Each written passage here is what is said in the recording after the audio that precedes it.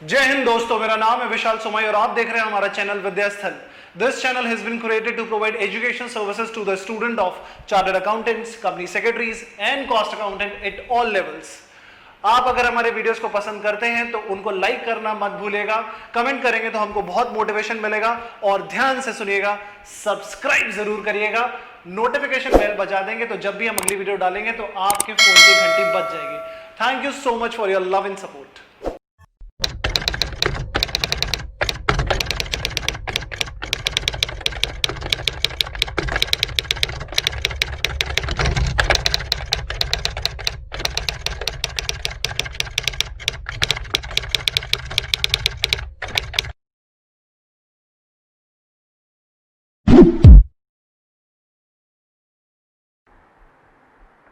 नमस्कार, सत श्री अकाल, सलाम वालेकुम and very good evening all of you. कैसे हैं आप सब लोग?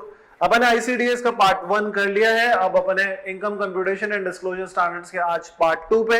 आपकी स्क्रीन पे जो मैंने खोला हुआ है वो मैंने आपको बताया कि आपको पार्ट 1 में मैंने क्या क्या कवर करा है। जो कुछ आपको रोज ब्लू में दिख रही है सर, वो अपन पार्ट 1 में कवर कर चुके हैं।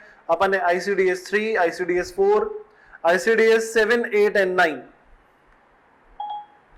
ये पांचों अपन ने आईसीडीएस के पार्ट 1 में कंप्लीट कर लिया है। Now we are moving to ICDS part 2 और अब आईसीडीएस पार्ट 2 में अपन को बाकी के 5 आईसीडीएस कवर करने हैं।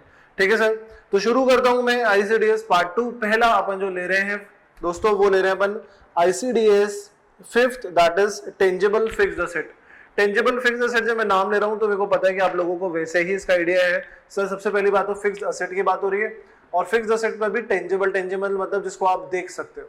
तो क्या क्या है इसके बारे में, आईसीडीएस क्या बोलता है इसके बारे में, आइए देखिए। ICDS 5th, tangible fixed asset.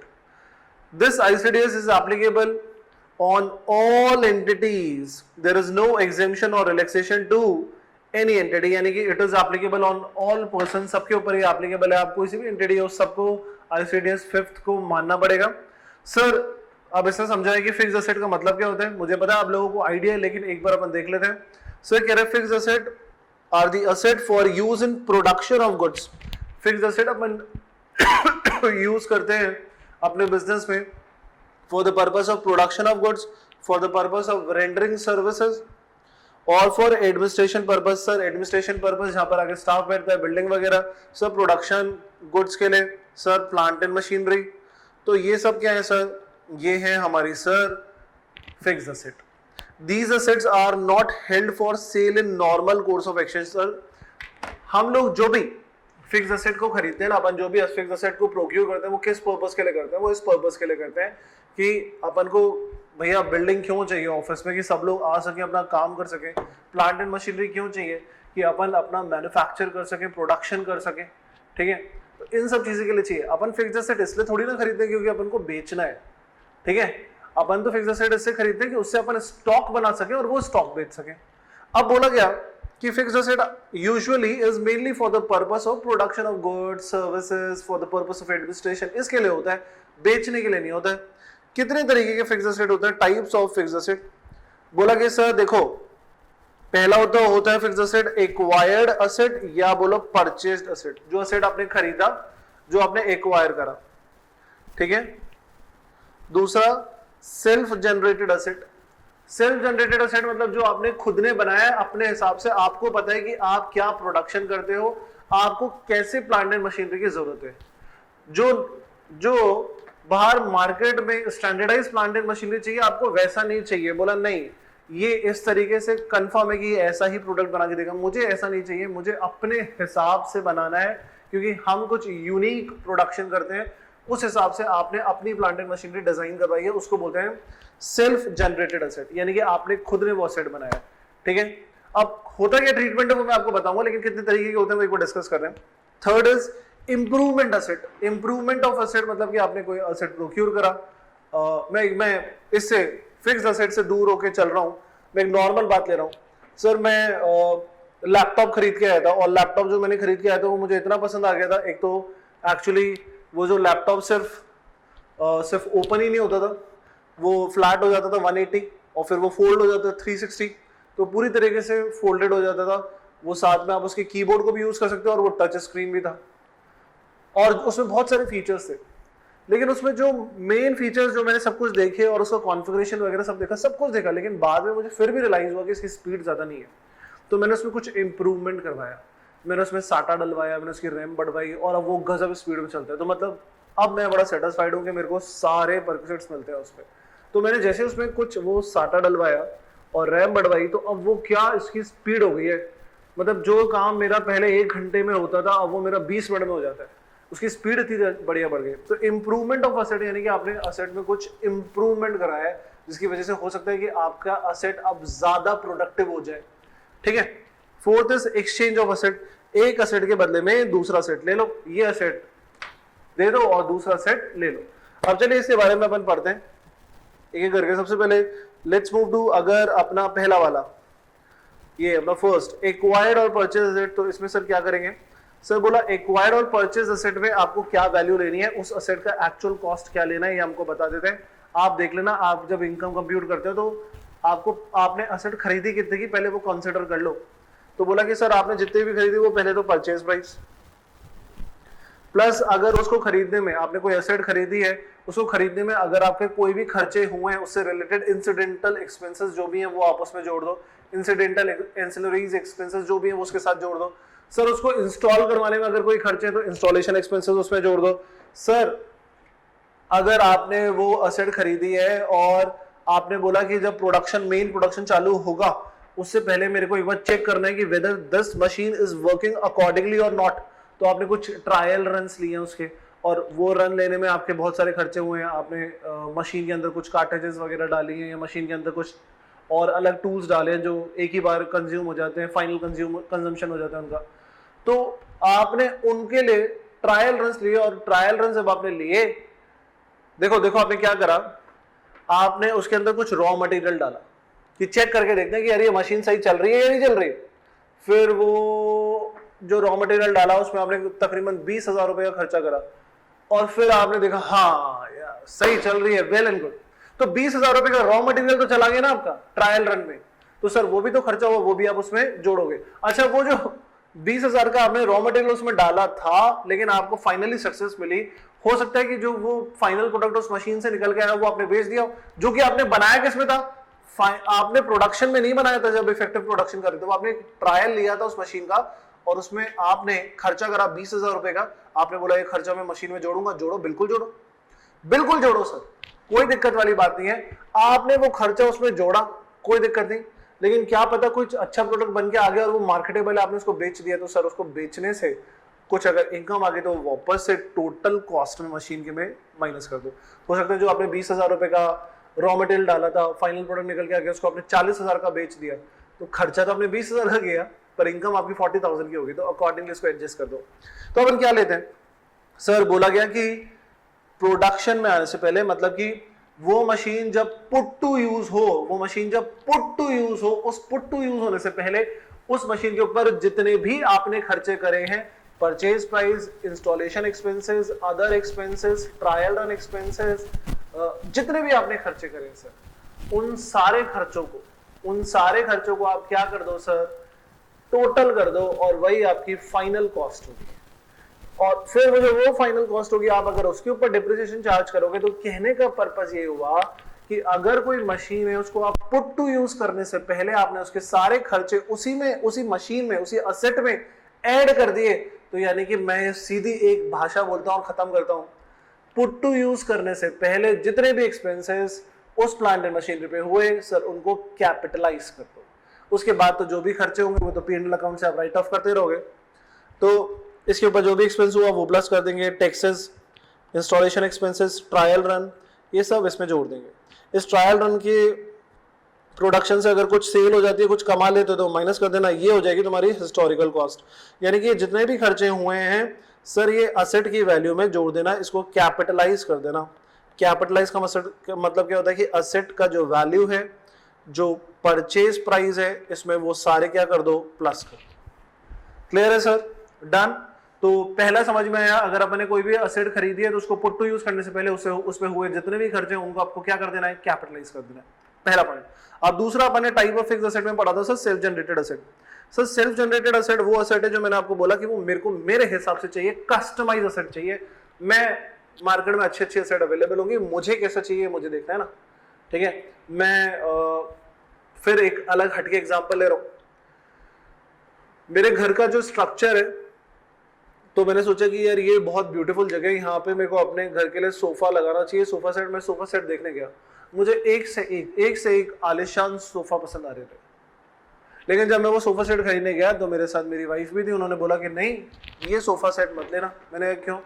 बोला कि जिस जगह के लिए तुम सोफा सेट ले रहे हो ना, मतलब मैं सोफा सेट अपने गार्डन एरिया के लिए ले रहा था, मेन हॉल के लिए नहीं ले रहा था, वहां पे तो हमारे लगा हुआ है। मैंने कहा यार अब गार्डन इतना बढ़िया है, इतना बड़ा सा इधर सोफा सेट लगाना चाहिए। तो बोला कि तुम जिस गार्डन एरिया के लिए ले रहे हो वहां पर ये सोफा सेट ना बहुत बड़े हो जाएंगे। मैंने कहा नहीं मुझे तो नहीं लगता। तो ऐसा डिस्कशन चल रहा था, तो उसने बोला कि नहीं वो जो हमारा एरिया ना वो कुछ इस तरीके से स्ट्रक्चर्ड है कि मुश्किल लग रहा है कि ऐसा अपन को सोफा मिलेगा, क्योंकि हम लोगों को पता है कि हमारा वो गार्डन का क्या स्ट्रक्चर है। तो मैंने कहा फिर क्या करें, मेरे को तो सोफा लगाना है वहां पर। तो बोला बनवा लेते हैं ना अपने स्ट्रक्चर के हिसाब से, अपनी कन्वीनियंस के हिसाब से। अपन सोफा क्या करते हैं, कारपेंटर घर पे बुलाते हैं और उसे बनवा लेते हैं। तो वहां पर वैसा ही साइज का सोफा स्ट्रक्चर बन जाएगा, तो और ज्यादा ब्यूटीफुल लगेगा। Instead of beautiful standard products खरीदने से पहले हम अपनी कन्वीनियंस देखेंगे ना। तो अगर आपने कुछ बनवाया है तो सर वो क्या होता है, वो self made self generated asset होता है। अब मेरी बात सुनना, अब क्या होता है कि सेल्फ जनरेटेड एसेट की अगर अपने बात करें, सेल्फ जनरेटेड एसेट की अगर अपने बात करें, तो लेट्स से मैंने कोई एसेट का प्रोडक्शन करा, मैंने किसी एसेट का प्रोडक्शन करा और उसका वैल्यू है लेट्स से 40 लाख रुपीस, और वही एसेट जैसा मैंने प्रोडक्शन अपने घर में करा है, इन हाउस प्रोडक्शन करा है, वही एसेट अगर मैं मार्केट से खरीदता ना, खरीदा नहीं क्योंकि बनाया तो मैंने खुद नहीं, अगर मैं खरीदता तो सर वही एसेट मार्केट में उसकी जो वैल्यू मिल रही थी सर वो मिल रही थी 48 लाख। तो ये जो मैं खरीदता, जो मैंने खरीदा नहीं है, तो इसकी क्या ये मार्केट में क्या पड़ती, 48 लाख का पड़ता, जबकि मेरे को कितने का पड़ा, ये 40 लाख का पड़ा। तो मेरा अपॉर्चुनिटी कॉस्ट कितना हो गया सर, अपॉर्चुनिटी कॉस्ट हो गया 8 लाख। अपॉर्चुनिटी कॉस्ट कितना हो गया 8 लाख। मैंने घर में बना के 40 लाख में बना दिया, बाहर से अगर लेता तो वो 48 लाख का मिलता, वैसा का वैसा। तो यानी कि मैंने अपॉर्चुनिटी कॉस्ट जो सेविंग करी वो क्या है, 8 लाख। ठीक है। अब जो मैं बिजनेसमैन हूं, और मैं बिजनेसमैन हूं तो मैंने कहा यार हम लोगों ने 40 लाख का बनाया है, तो हम 40 लाख का खर्चा दिखा रहे हैं, हम लोग 40 लाख का खर्चा दिखा रहे हैं। बात सुनना, मेरी बात समझने की कोशिश करना, क्योंकि हमने खर्चा 40 लाख का किया है, हमने जो अपनी एसेट बनाई वो 40 लाख से बनाई है। लेकिन मेरा पॉइंट ये है, माय पॉइंट इज कि अगर हम ये नहीं बनाते, हम मार्केट से खरीदते ईमानदारी से, तो मार्केट में कितने का पड़ता, 48 लाख का पड़ता ना। तो अगर मान लो हम ईमानदारी से मार्केट से खरीदते, जैसा हमने बनाया है वैसे मार्केट से खरीदते 48 लाख का, तो हमको खर्चा कितना अलाउड होता, 48 लाख। तो मैं चाहता हूं बीइंग बिजनेसमैन कि मैं 48 लाख को डेबिट करूं, 48 लाख का खर्चा दिखाऊं। अगर मैं 48 लाख का खर्चा दिखाऊंगा तो फिर मेरा प्रॉफिट कम हो जाएगा, तो अकॉर्डिंगली मेरा टैक्स कम लगेगा। ये तो हमने बना दिया, तो हमको इन हाउस प्रोडक्शन कितने का पड़ रहा है, 40 लाख। तो अपॉर्चुनिटी कॉस्ट दोनों के बीच में कितनी हो गई सर, दोनों के बीच में, इन दोनों के बीच में अपॉर्चुनिटी कॉस्ट हो गई 8 लाख। तो my opinion is that I should debit rupees 48 lakh instead of 40 lakh, because the fair market value of these assets which we produce in our production is 48 lakh, but हमने इसको 40 लाख में बना दिया। तो भैया वो बोलते हैं आपने बना दिया, आपने अपने हिसाब से बनाया था, आपने जितने का बनाया है उतना ही उसकी कॉस्ट कंसिडर करेंगे। अपॉर्चुनिटी कॉस्ट को इग्नोर करना है। क्या करना है, अपॉर्चुनिटी कॉस्ट को इग्नोर करना है। तो याद रखना, आपने सेल्फ जनरेटेड एसेट पे जो खर्चा करा है उसी को कंसिडर करना, उसकी मार्केट वैल्यू कुछ भी हो, कम भी हो, ज्यादा भी हो, आपको आपने जितना खर्चा करा है उसको कंसिडर करना है। ठीक है। तो fixed asset which are self generated or constructed by entity should be reorganized in books of account at actual cost incurred. Reorganized in books of account at actual cost incurred, जितना उस पे खर्चा हुआ यानी 40 लाख का, and opportunity cost should not be, ये मैं इसको क्लियर करूं, this is not the right way, मेरी बात को ही गलत कर दिया। And opportunity cost should be ignored, मतलब उसमें जो आपने 8 लाख रुपए कमाए सर उसको कंसिडर नहीं करने का। ठीक है, if I have a example, let me check, if I have a example I will show you, this is ICDS 5।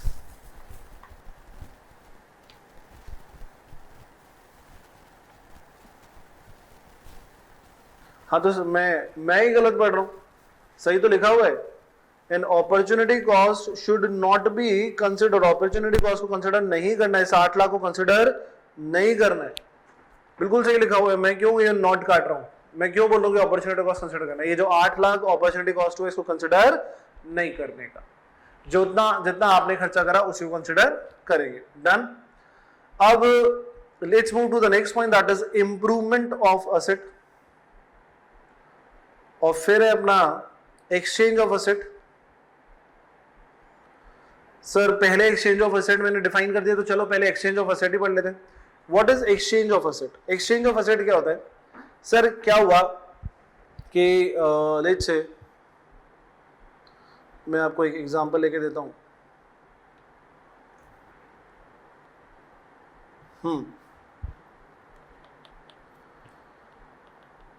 Exchange of asset,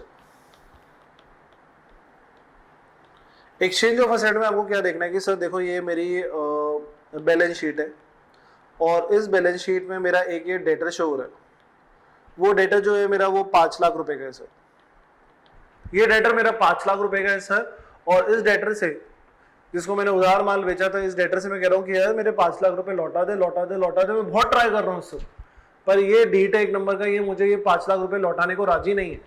ठीक है, अब मैं इसके पीछे पड़ा हुआ हूँ कि यार तेरे को उस टाइम पे मैंने विश्वास करके पैसा दिया, ये नहीं माना, तो फाइनली इस डेटर की कोई प्लांट एंड मशीनरी में अपने पास लेके आ गया, मैंने इसकी प्लांट एंड मशीनरी एक्वायर कर ली, टेक ओवर कर ली कि भैया मेरे को दे दे, तू तो अब मेरा पैसा देगा नहीं, मैं ये तेरी प्लांट एंड मशीनरी लेके जा रहा हूं, इसको मैं ही बेचूंगा। मेरा अंदाजा ये है कि ये जो प्लांट एंड मशीनरी है इसकी मार्केट वैल्यू, इसकी फेयर वैल्यू जो मार्केट में है सर वो है 5,90,000, ये मेरा अंदाजा है। अब 5,90,000 मैं कंफर्म नहीं हूं, लेकिन ये मैं मान के चलता हूं कि अगर ये मैंने जो वैल्यूएशन करी है अपने हिसाब से मोटा मोटी, उसके हिसाब से the cost of this plant and machinery is 5,90,000, इसलिए तो मैं उठा के लाया क्योंकि जो डेटा से वो मेरे 5 लाख के थे, तो मुझे तो लगा मैं ज्यादा मोटा चीज लेके आया, मेरे को ज्यादा फायदा हो रहा है। 5,90,000 के मैं उसके क्या ले आया, प्लांट एंड मशीनरी। अब बोला गया कि आप कॉस्ट क्या लोगे इसकी, आप इस प्लांट एंड मशीनरी की जो कॉस्ट है वो लोगे क्या, ये आपको बतानी, इनकम कंप्यूटेशन का बात चल रहा है सर, क्या डिस्क्लोज करोगे इसकी कॉस्ट को। तो बोला गया कि जब एक्सचेंज ऑफ असेट है तो यहां पर क्या गया, आपका एक असेट गया और उसके बदले में दूसरा असेट आया, एक असेट के बदले में जब दूसरा असेट आता है तो उसको बोलते हैं अपन एक्सचेंज ऑफ असेट। अब ये तो हो गया एक्सचेंज ऑफ असेट, एक कॉन्सेप्ट समझ में आता है। पॉइंट ये है कि सर असेट तो एक्सचेंज हो गया, पर इसकी अपन को कॉस्ट क्या लेनी है। तो बोला कि सर एक असेट जो तुमने सेक्रीफाइस किया उसकी कॉस्ट कितनी है, बोला उसकी कॉस्ट 5 लाख रुपए, बोला ठीक है। एक असेट जो तुमने ऑब्टेन किया उसकी कॉस्ट कितनी है, सर उसकी कॉस्ट अंदाजा है 5,90,000 है। बोला कि आप बताओ सर्टेनिटी किसमें ज्यादा है, आपको कंफर्म है कि कौन सी असेट की वैल्यू कंफर्म है, ये बताओ। सर ये असेट जो है सर ये तो मेरे डेटर्स हैं और ये मेरी बुक वैल्यू लिखी हुई है, तो मैं कंफर्म हूं कि 5 लाख के डेटर्स है मेरे। हाँ ये असेट जो मैंने ऑब्टेन करी है प्लांट एंड मशीनरी, ये मैं एक अंदाजा लगा रहा हूं कि इसकी वैल्यू 5,90,000 होगी। तो बोला सर आपने जो असेट दी है, सेक्रीफाइस करी है, और जो असेट आपने ऑब्टेन करी है, इसमें से हम वो कॉस्ट मानेंगे जो क्लियरली एविडेंट होगी। जो क्लियरली क्या होगी, एविडेंट होगी, यानी कि आप बता सकते हो कि ये एग्जैक्ट है। तो सर ये तो मैं क्लियरली बता रहा हूं कि 5 लाख के मेरे डेटर्स है, तो सर इसका वैल्यू क्या मान लिया जाएगा, 5 लाख। दोनों में से कौन सा लेना है सर, दोनों में से वो लेना है जो कि क्लियरली एविडेंट हो। अब वापस से अगर अपन इस बात पर आए तो बोल रहे हैं sir if asset are exchanged against other asset then value of the fixed asset would be fair value of the asset given or fair value of the asset obtained which is more clearly evident। Clear बात sir, एकदम clear. Next is improvement of asset. Next is improvement of asset. चौथा type का asset हमने बोला था 4 तरीके के होते हैं। एक होता है एक्वायर्ड असेट, दूसरा होता है अपना this one self generated asset, then exchange of asset, और fourth is improvement of asset. Improvement of asset क्या बोलते हैं सर?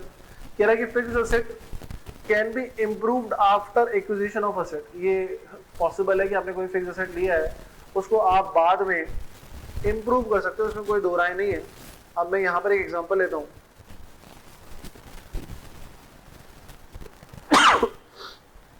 सॉरी,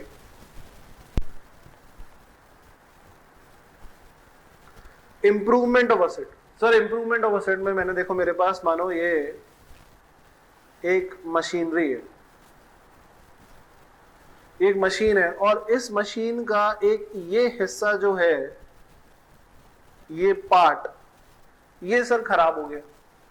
तो सर मैंने एक यही पार्ट नया इसमें इंस्टॉल करवाया, न्यू पार्ट इसमें मैंने क्या करवाया, इंस्टॉल करवाया, पुराने को चेंज करा, क्योंकि मुझे अब ये पुराना खराब हो गया था, प्रोडक्शन में दिक्कत आ रही थी, तो मैंने ये नया पार्ट क्या करा, इसमें इंस्टॉल करवाया। अब जैसे ही मैंने इसमें इंस्टॉल करवाया सर इस मशीन में, तो लेट्स से ये मशीन का वैल्यू था 10 लाख रुपए, और अगर मैं कोई नया पार्ट ऑब्वियसली लगा रहा हूं तो उसमें मेरा खर्चा होगा, और ये नया पार्ट का जो वैल्यू था वो था सर 3 लाख रुपए, ये जो मैंने इंस्टॉल करवाया इसमें। सर इसको इंस्टॉल करवाने से जो ये मेरी मशीन की प्रोडक्टिविटी है ना, मैं आपको बता रहा हूं मेरी इस मशीन की प्रोडक्टिविटी डबल हो गई। जहां कल मेरे 10,000 यूनिट प्रोड्यूस होते थे, आज वो मेरे 20,000 यूनिट वहां पे प्रोड्यूस होते हैं। ये पार्ट डलवाते ही प्रोडक्शन एकदम बढ़िया हो गया। मैंने आपको लैपटॉप का एग्जांपल दिया था ना, कि मैं लैपटॉप लेके आया था, उसमें मैंने रैम बढ़वाई थी वगैरह। अब मैंने इसमें मशीन में ये वाला पार्ट डलवाया और अब मेरा प्रोडक्शन क्या हो गया, डबल हो गया। तो सर अगर कोई फिक्स्ड असेट में आप इंप्रूवमेंट करते हो, और इंप्रूवमेंट करने की वजह से अगर आपकी प्रोडक्टिविटी इनहेंस हो जाती है, तो सर उस पे किया हुआ जो भी खर्चा है ना सर, उसको कैपिटलाइज कर देंगे, यानी कि असेट की वैल्यू में जोड़ देंगे। ठीक है, अगर आपने ये जो खर्चा करा और ये आपने पार्ट लगा दिया, तो सर एक पार्ट हट गया पुराना वाला, एक नया पार्ट सब्स्टिट्यूट पार्ट लग गया, और जो पहले होता था वही चल रहा है। तो आपने सही कर दी मशीनरी। अब पहले प्रोडक्शन 10,000 था, अभी भी 10,000 हो रहा है, अब दिक्कत वाली बात नहीं है, पहले दिक्कत होती थी क्योंकि ये पार्ट खराब था। तो यानी कि प्रोडक्टिविटी एनहेंसमेंट नहीं हुआ वो नया पार्ट लगाने से। तो सर जो आपने ये खर्चा करा, ये आपका खर्चा है, इसको P&L अकाउंट से राइट ऑफ कर दो। फिर अपन इसको क्या मानेंगे, फिर अपन इसको रेवेन्यू नेचर एक्सपेंडिचर मान लेंगे, फिर इसको अपन P&L अकाउंट से क्या करेंगे, राइट ऑफ कर लेंगे। लेकिन अगर इसकी वजह से, ये पार्ट लगाने की वजह से अगर प्रोडक्टिविटी इनहेंस हो जाती है, तो सर अगर हमारा प्रोडक्शन इनहेंस हो जाता है, तो सर हम इस वाले खर्चे को क्या मानेंगे, कैपिटलाइज कर देंगे और टोटल असेट की वैल्यू में जोड़ देंगे। ठीक है सर, तो बोला गया if any expenditure is incurred which improves standard performance, then such expenditure should be capitalized with value of asset. I hope आपको समझ में आई ये बात। Next is treatment of interest on loan taken for construction of asset. आपने sir treatment of, आपने asset को construct करवाने के लिए, asset को construct करवाने के लिए कोई लोन लिया है सर, ये तो borrowing cost हो गई, कुछ बोरो किया और उसके ऊपर ये लोन क्या है, ये लोन बोरोइंग है, और उसके ऊपर आप इंटरेस्ट दे रहे हो, तो ये क्या हुई, borrowing cost. Borrowing cost sir, और आप असेट को क्या करवा रहे हो, कंस्ट्रक्ट करवाने, यानी कि एक सब्सटेंशियल टाइम लगेगा, 12 महीने से ज्यादा। तो जिसने मेरी ICDS की पार्ट 1 की क्लास देखी है, जब मैंने क्लास ली थी आज सुबह, तो मैंने देखा था बहुत कम बच्चे थे, लेकिन जितने भी ईमानदार बच्चों ने सुबह अटेंड करी, वो बोरोइंग कॉस्ट वो जानते हैं कि सर ये था हमारा ICDS नंबर 9, और ICDS 9 में हमने पढ़ा था कि जो भी ये खर्चा होगा इसको आप क्या करोगे, कैपिटलाइज करोगे। ठीक है, तो जो भी बोरिंग कॉस्ट हुई और कंस्ट्रक्शन से रिलेटेड है, सब्सटेंशियल टाइम लग रहा है, तो हम इसको क्या करते हैं, कैपिटलाइज करते हैं। तो if any loan were taken for construction of the asset, then interest cost up to the construction, इसमें बहुत सारे एग्जांपल्स दिए थे मैंने आपको, and make such asset ready for use will be capitalised. तो ये तो मैं आपको वैसे भी ICDS 9 में पढ़ा चुका हूं। रिवैल्यूएशन ऑफ असेट, सर ये बहुत सिंपल सा बात है। रिवैल्यूएशन ऑफ असेट आपको पता है कि आप क्या करते हो, आप जब असेट लेके आते हो तो बाद में अगर उसमें कुछ इंप्रूवमेंट आपने कर दिया है तो इंप्रूवमेंट करने के बाद आप उसको रिवैल्यूड कर लेते हो ना। जैसे अभी अपन ने इंप्रूवमेंट करा और बोला कि यार इससे तो प्रोडक्टिविटी बढ़ गई, तो अपन ने उसको क्या कर दिया था, उस इंप्रूवमेंट को कैपिटलाइज कर दिया था। तो पहले कल तक वो सेट 10 लाख की थी, 3 लाख का नया पार्ट लगाया तो 13 लाख की हो गई। तो आपने क्या करा, अपवर्ड रिवीजन करा। कई बार क्या होता है, डाउनवर्ड रिवीजन हो जाता है। तो sir fix asset can be revalued, and आपने जो भी रिवैल्यूड करा, रिवैल्यूएशन कैन बी अपवर्ड और downward, any increase will be transfer to revaluation account and vice versa. तो सर आपने अगर कोई भी इंक्रीज या डिक्रीज करा उसके हिसाब से उसकी वैल्यू हो जाती है, और उस वैल्यू के ऊपर फिर अपन क्या चार्ज करते हैं, डिप्रिसिएशन चार्ज करते हैं। अब आते हैं अपने डिस्क्लोजर रिक्वायरमेंट क्या क्या है। आईसीडीएस में डिस्क्लोजर स्टैंडर्ड्स बोलते हैं कि क्या क्या डिस्क्लोज करना है। सर आपके पास कितनी फिक्स्ड असेट है, उनकी कॉस्ट प्राइस क्या है, आपने क्या उसमें एडिशन करा, क्या डिलीशन करा, वो आपको दिखाना है। कितनी लाइफ है असेट की, क्या डिप्रिसिएशन है, वो आपको दिखाना है। रिवैल्यूएशन पॉलिसीज क्या ली आपने, वो भी आपको दिखानी है। ठीक है, तो ये हो गई हमारी sir revaluation policy disclosure requirement हो गई। सर अब जो मैंने आपको पढ़ाया उसकी मैं एक समरी आपको दिखा रहा हूँ। सबसे पहले यहाँ पर ये टेंजिबल फिक्स्ड एसेट्स में हम क्या देखते हैं कि they are purposely held for the purpose of production of goods और services and they are not held for sale. मैं एक रिकैपिटुलेट कर रहा हूँ बाकायदा पूरे सेक्शन को। फिर मैंने आपको पढ़ाया sir type of fixed asset कौन कौन से होते हैं। सर 4 तरीके के होते हैं। एक, अगर आपने एक्वायर्ड करा है तो all expenses before put to use of an asset are capitalise. देखो ये जो बच्चा लिखता नहीं है वो ये टेबल जरूर बना लेता है। सेकंड, सर अगर सेल्फ जनरेटेड है तो opportunity cost shall be ignored. Exchange, fair value of the exchange और fair value of asset sacrifice which ever is clearly evident, वो वैल्यू लेते हैं अपन। और इंप्रूवमेंट में if it is enhance the productivity, तो उसको क्या कर देना है, कैपिटलाइज कर देना। अगर आपने कोई इंप्रूवमेंट करा है और उसके बाद आपकी प्रोडक्टिविटी इनहेंस हो जाए तो सर उतने खर्चे को आप क्या कर दोगे, कैपिटलाइज कर दोगे। ठीक है, तो this is all about the type of fixed asset. इसमें हमने और पढ़ा, इसमें ये पढ़ा हमने कि interest on loan construction of fixed asset के लिए लिया है तो सर उसको कैपिटलाइज करेंगे। रिवैल्यूएशन प्रॉफिट जो है या लॉस जो है वो ट्रांसफर कर देंगे रिवैल्यूएशन रिजर्व में। तो this is all about ICDS 5. This is all about ICDS 5 which is tangible fixed asset. Here it is.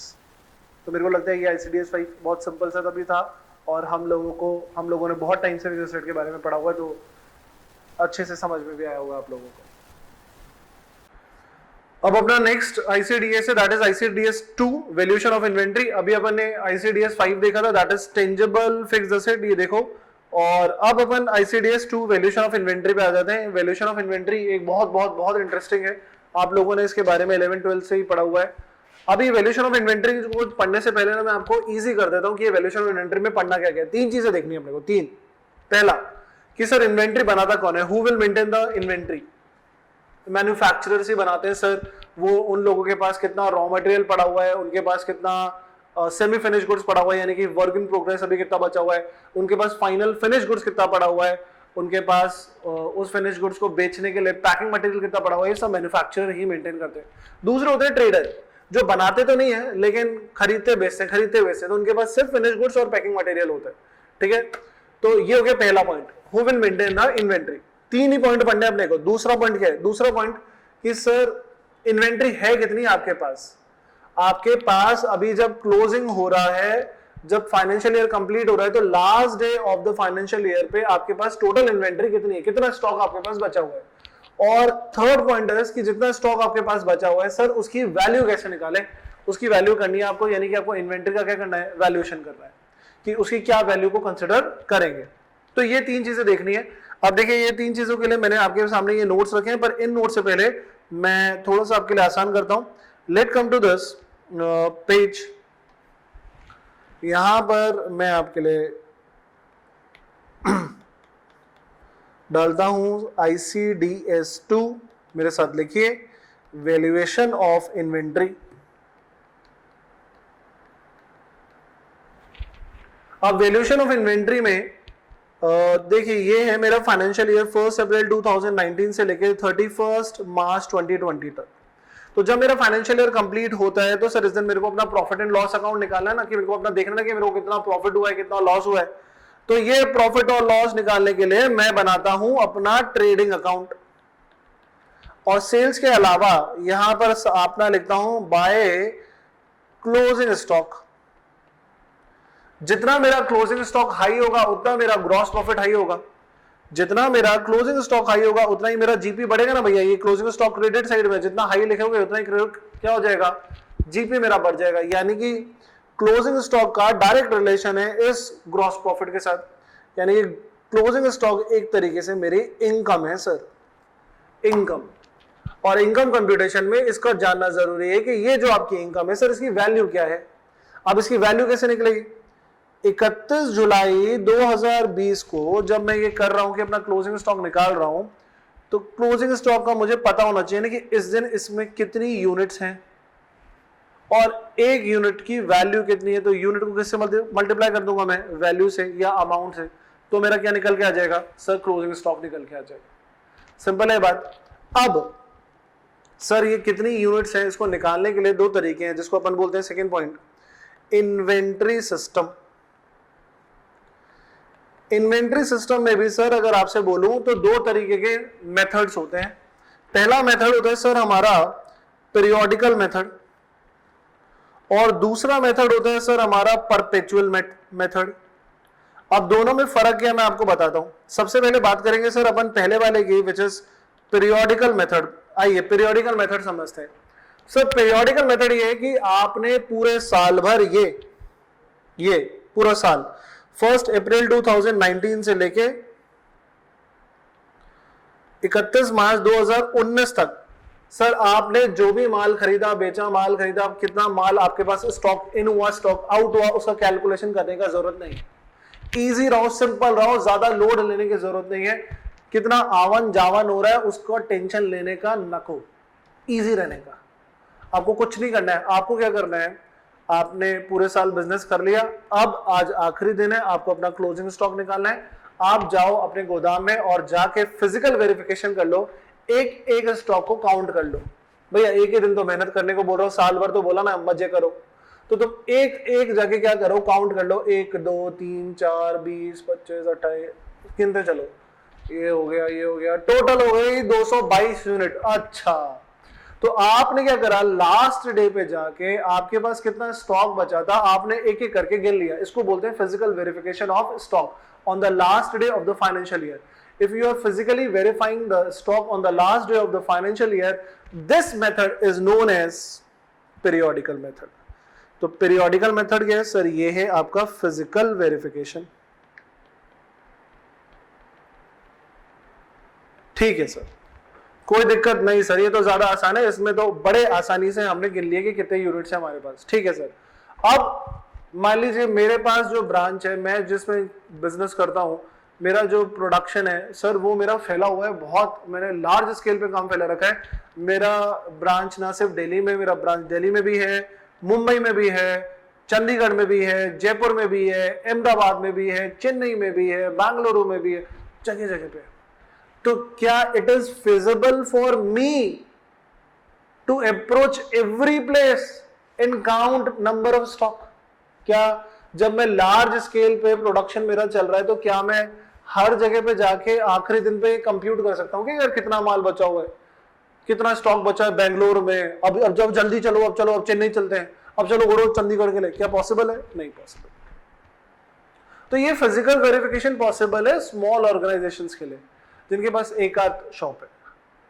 जो लार्ज स्केल पे काम कर रहे हैं ना वो ऐसे काम नहीं करते। वो क्या करते हैं सर, वो शुरू से ये ध्यान रखते हैं कि उनके पास कितनी एंट्रीज हुई, इन्वेंट्री कितनी बार आया, कौन कौन सा स्टॉक उनका आउट हुआ। तो इन्वेंट्री इन इन्वेंट्री आउट का वो बाकायदा लेजर बनाते हैं।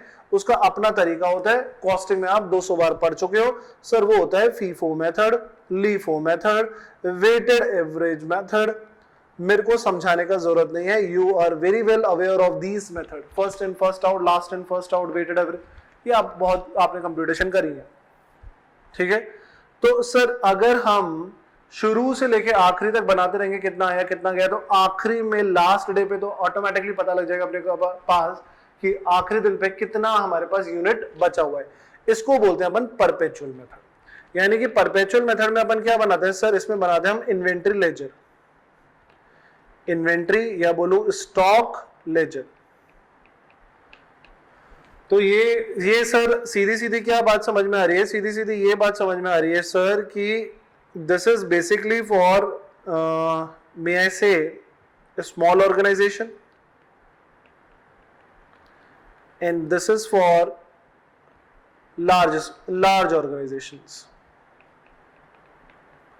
अब सर यहां से लेके यहां तक ये जो अपन ने इन्वेंट्री सिस्टम किया सर, यहां से इस इन्वेंट्री सिस्टम में ये जो मेथड्स हैं, इन मेथड्स ने आपको बता दिया कि यूनिट्स कैसे कंप्यूट करनी है, या तो फिजिकल वेरीफाई कर लो या फिर क्या करो लेजर बना लो, ये यूनिट्स कंप्यूट करा। अब आपने जब यूनिट्स कंप्यूट कर ली हैं, आपने ये यूनिट्स तो निकाल दिया, अब अपन को क्या निकालना है, वैल्यू, इन यूनिट्स का value.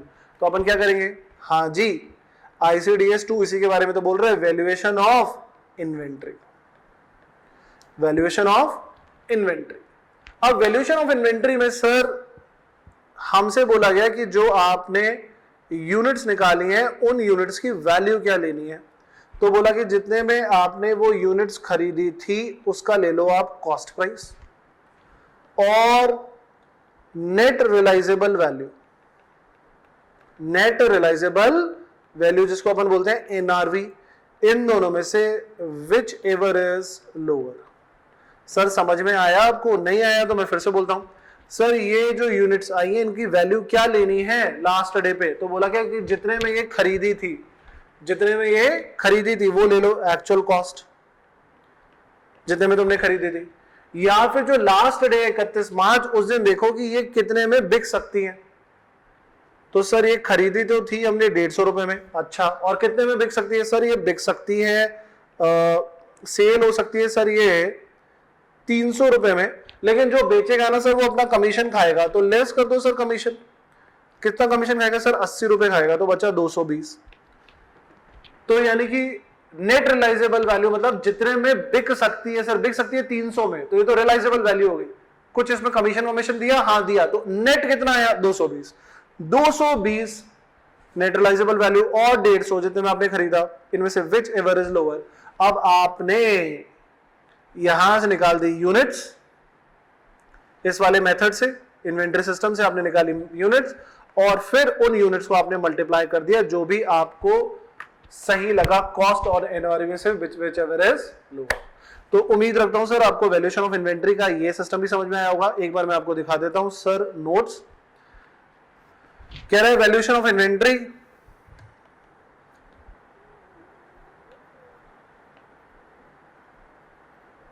Valuation of inventory, inventory are the asset for resale. Sir stock तो बेचने के लिए होता है ना, for consumption in the process of production, raw material होता है, पैकिंग मटेरियल होता है, स्टोर और स्पेयर्स, और conversion into finish goods, WIP को अपन फिनिश गुड्स में कन्वर्ट करते हैं, ये बता रखा है उसने इन्वेंट्री।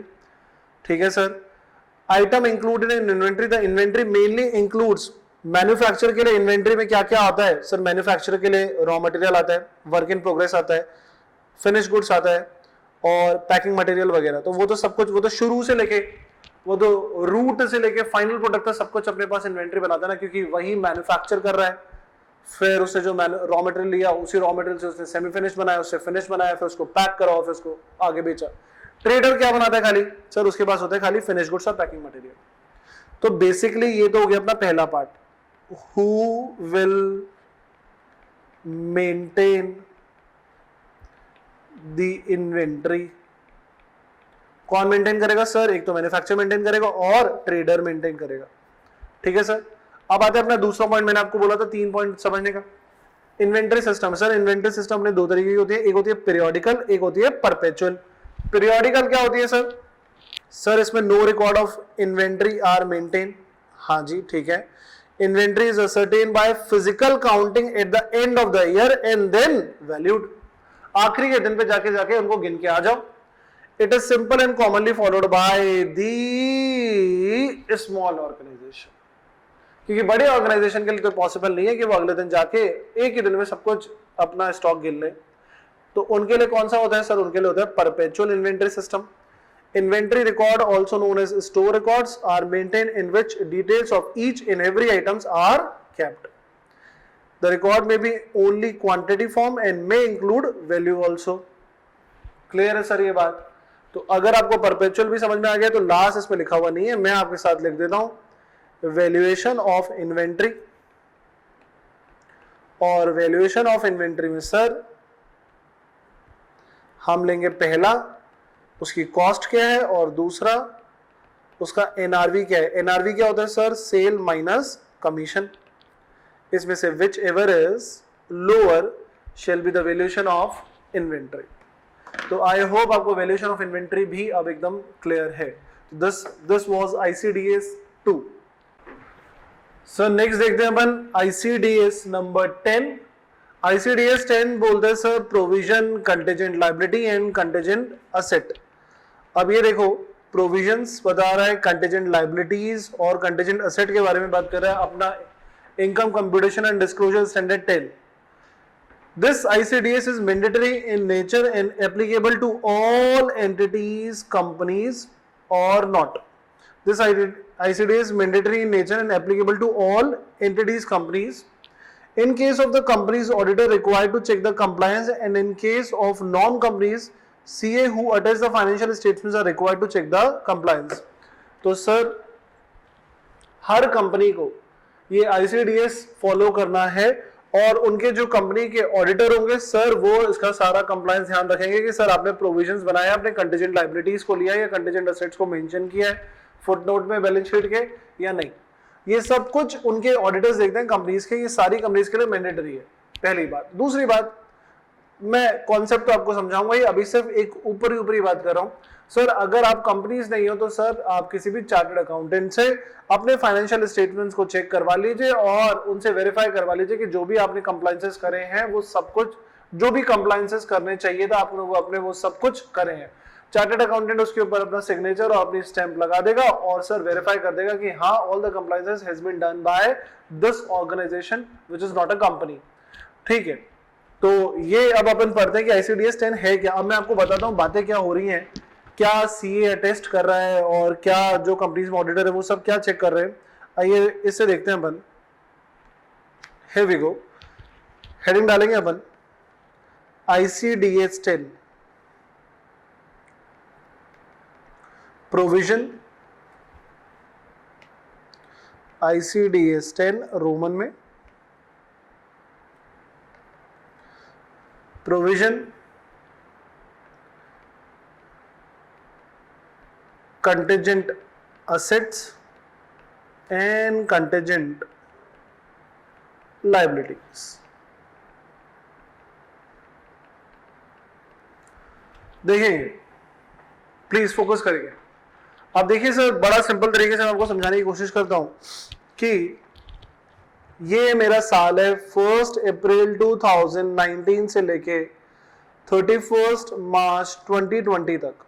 अब जब ये मेरा साल कंप्लीट हो जाएगा तो सर मुझे तो अपनी कंपनी की प्रॉफिट कंप्यूट करना है ना, तो प्रॉफिट कंप्यूट करूंगा मैं अपनी कंपनी की। तो बताइए अभी 31 मार्च 2020 हो गया, मैं बैलेंस शीट कब बनाऊं?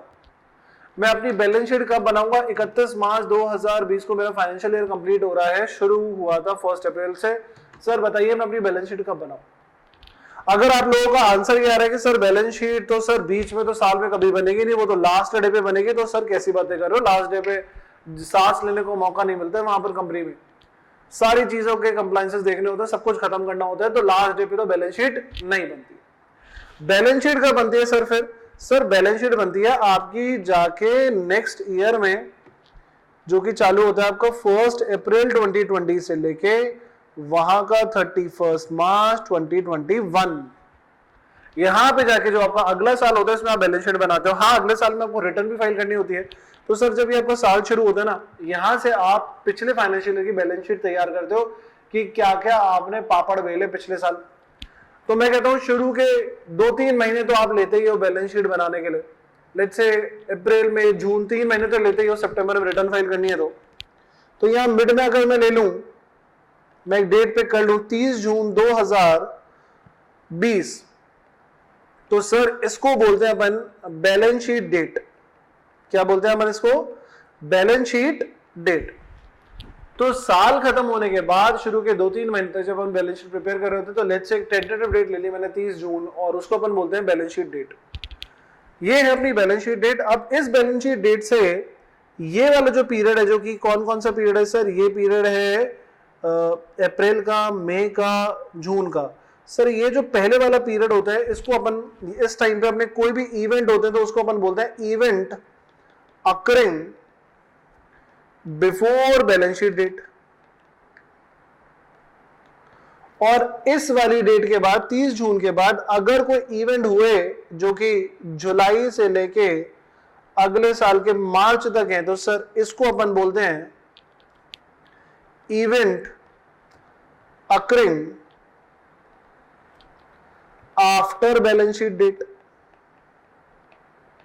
तो कुछ इवेंट्स, वो जो जून में अपन ने बैलेंस शीट बनाई, कुछ इवेंट अगर उससे पहले हुए तो उसको बोलते हैं अपन events occurring before balance sheet date, और कुछ इवेंट्स हो सकते हैं जो बाद में आपको नोटिस में आए उसको बोलते हैं अपन events occurring after balance sheet date. Sir ये जो इवेंट्स आपको बैलेंस शीट डेट बनाने से पहले पहले आपके नजरों के सामने आ गए अप्रैल में, जून में असेसमेंट ईयर के, सर इसमें अपन का क्या तरीका होता है देखने का?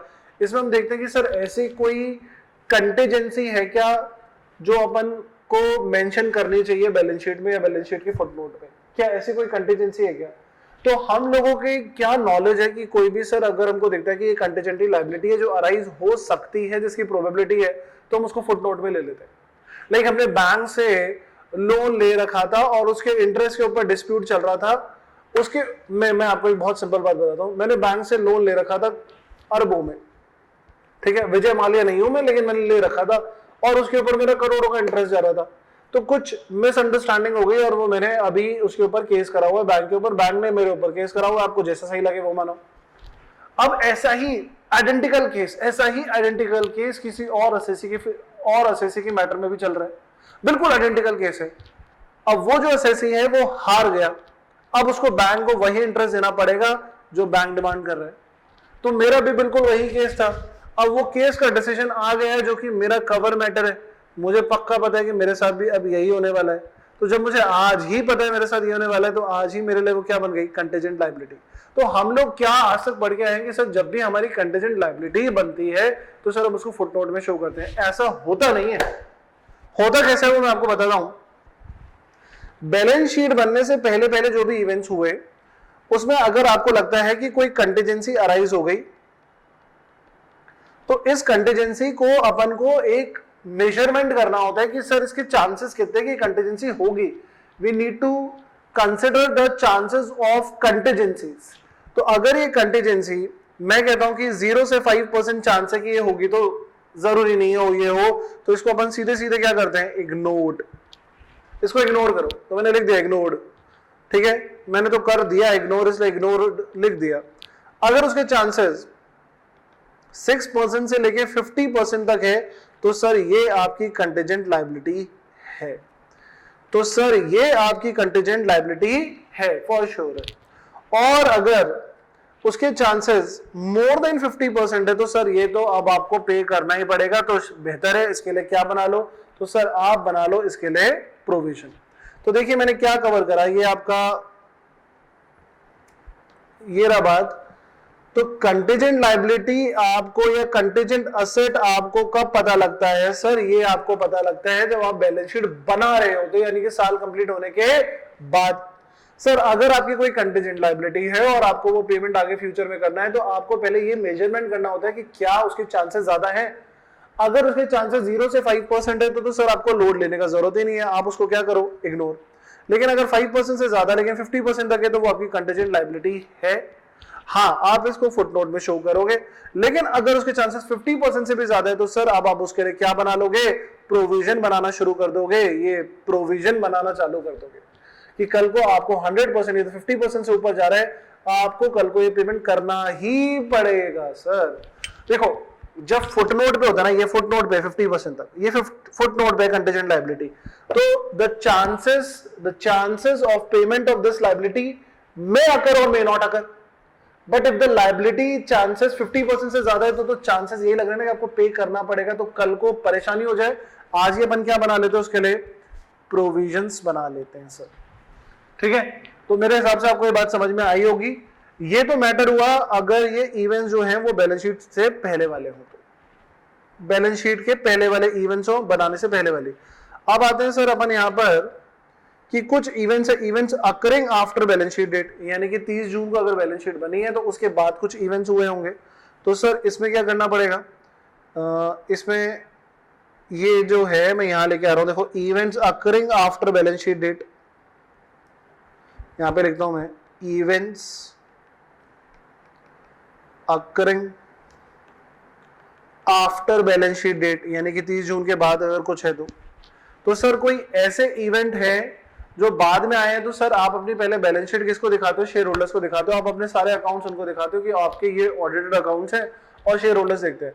अगर शेयर होल्डर्स ने उन इवेंट्स को, उन अकाउंट्स को अप्रूव करा है, सर ये दो तरीके से, आपने अपनी बैलेंस शीट दिखाई और आपके अगर ये अकाउंट्स जो थे, ये अकाउंट्स अगर आपके शेयर होल्डर ने अप्रूव करें, अप्रूव्ड बाय शेयर होल्डर्स, अगर उन्होंने अप्रूव करें तो सर फिर ये जो इवेंट्स हुए हैं बैलेंस शीट के बाद, बैलेंस शीट डेट बनाने के बाद, तो सर इसको फिर आपको शो करना पड़ेगा, shown in next balance sheet.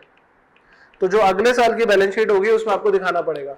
तो कुछ ऐसे इवेंट्स तो जो 30 जून के बाद हुए वो आपने अपने शेयर होल्डर्स को दिखाए और शेयर होल्डर ने बोला हाँ ये भैया बैलेंस शीट में दिखाओ, हमारे पास ये तो अलार्म है कि ये तो एक अलार्म बज रहे थे, कॉशियस वे है कि चेक करना चाहिए बातों को। तो उन्होंने बोला ये तो आप बैलेंस शीट में दिखाओ। तो उन्होंने क्या करा, आपके जो अकाउंट्स ऑडिटेड अकाउंट्स उनको क्या करा, अप्रूव करा, किसने, शेयर होल्डर ने। तो you have to show in the next balance sheet. Why in next balance sheet, क्योंकि सर इस वाली बैलेंस शीट में तो हम बैलेंस शीट के डेट वाले इवेंट्स को कंसिडर करते हैं, बैलेंस शीट के बाद वाले डेट्स को, बैलेंस शीट के बाद वाले इवेंट्स को हम अगली बैलेंस शीट में इनकॉर्पोरेट करते हैं।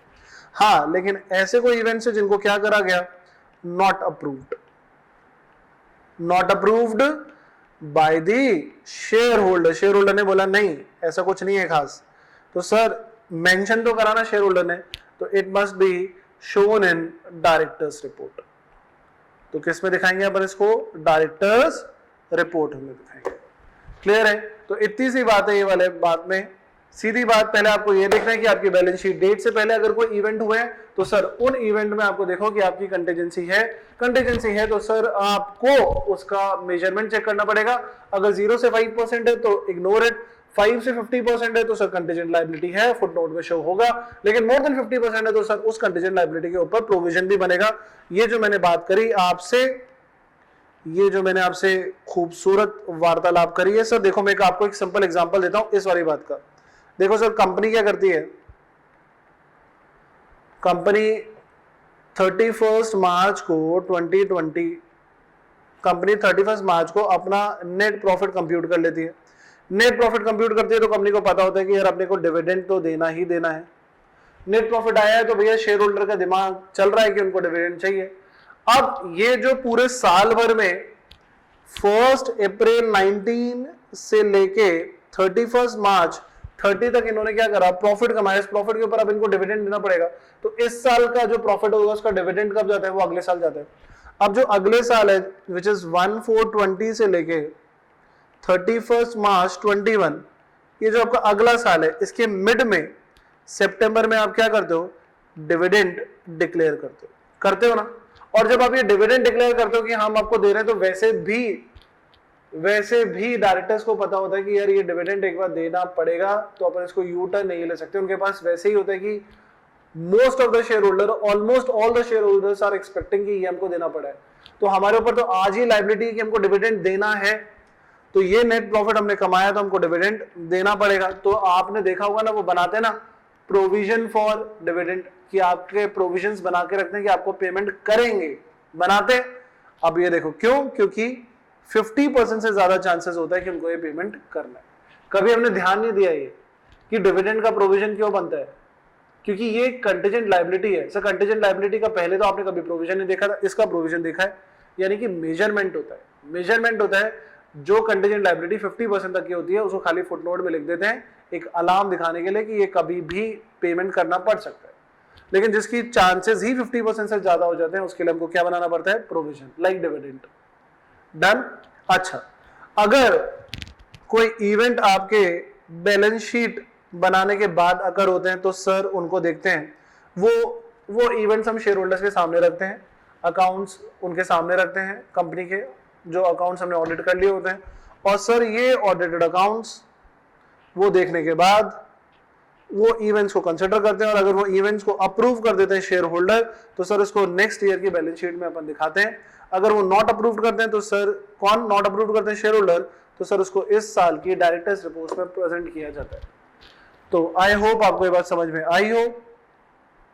अब मैं दिखाता हूं आपको provision, contingent liability and contingent asset. मैंने बोला कि ये आईसीडीएस हर कंपनी को मानना जरूरी है, और उधर के जो ऑडिटर्स होंगे वो चेक करेंगे कि ये माना गया है आईसीडीएस या नहीं माना गया, कंप्लायंसेस हुए हैं या नहीं हुए। दूसरा, जो कंपनीज वगैरह नहीं है वो चार्टर्ड अकाउंटेंट से अपने अकाउंट्स को, अपने फाइनेंशियल स्टेटमेंट्स को चेक कराएगी कि उन्होंने सारे कंप्लायंसेस फॉलो करे हैं या नहीं करे। अब ये फ्लो चार्ट है जो मैंने आपके साथ डिस्कस करा। सर ये है contingency at balance sheet date, यानी कि बैलेंस शीट डेट 30 जून को जब हमने बनाई थी तो सर उस दिन तक कौन कौन से हमारे पास कंटीजेंसी आ गए बिफोर वाले। तो सर ये देखो, फॉर लॉसेस और फॉर गेन्स। फॉर गेन्स का तो कोई ट्रीटमेंट ही नहीं है, एंजॉय करो।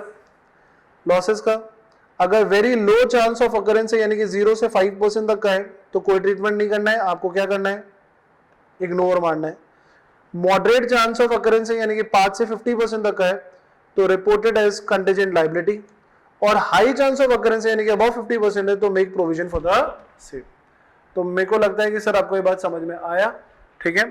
Event occurring after balance sheet date whose contingency was not existing, जिसकी कंटीजेंसी एग्जिस्ट नहीं कर रही तो no treatment unless going concern assumption is affected.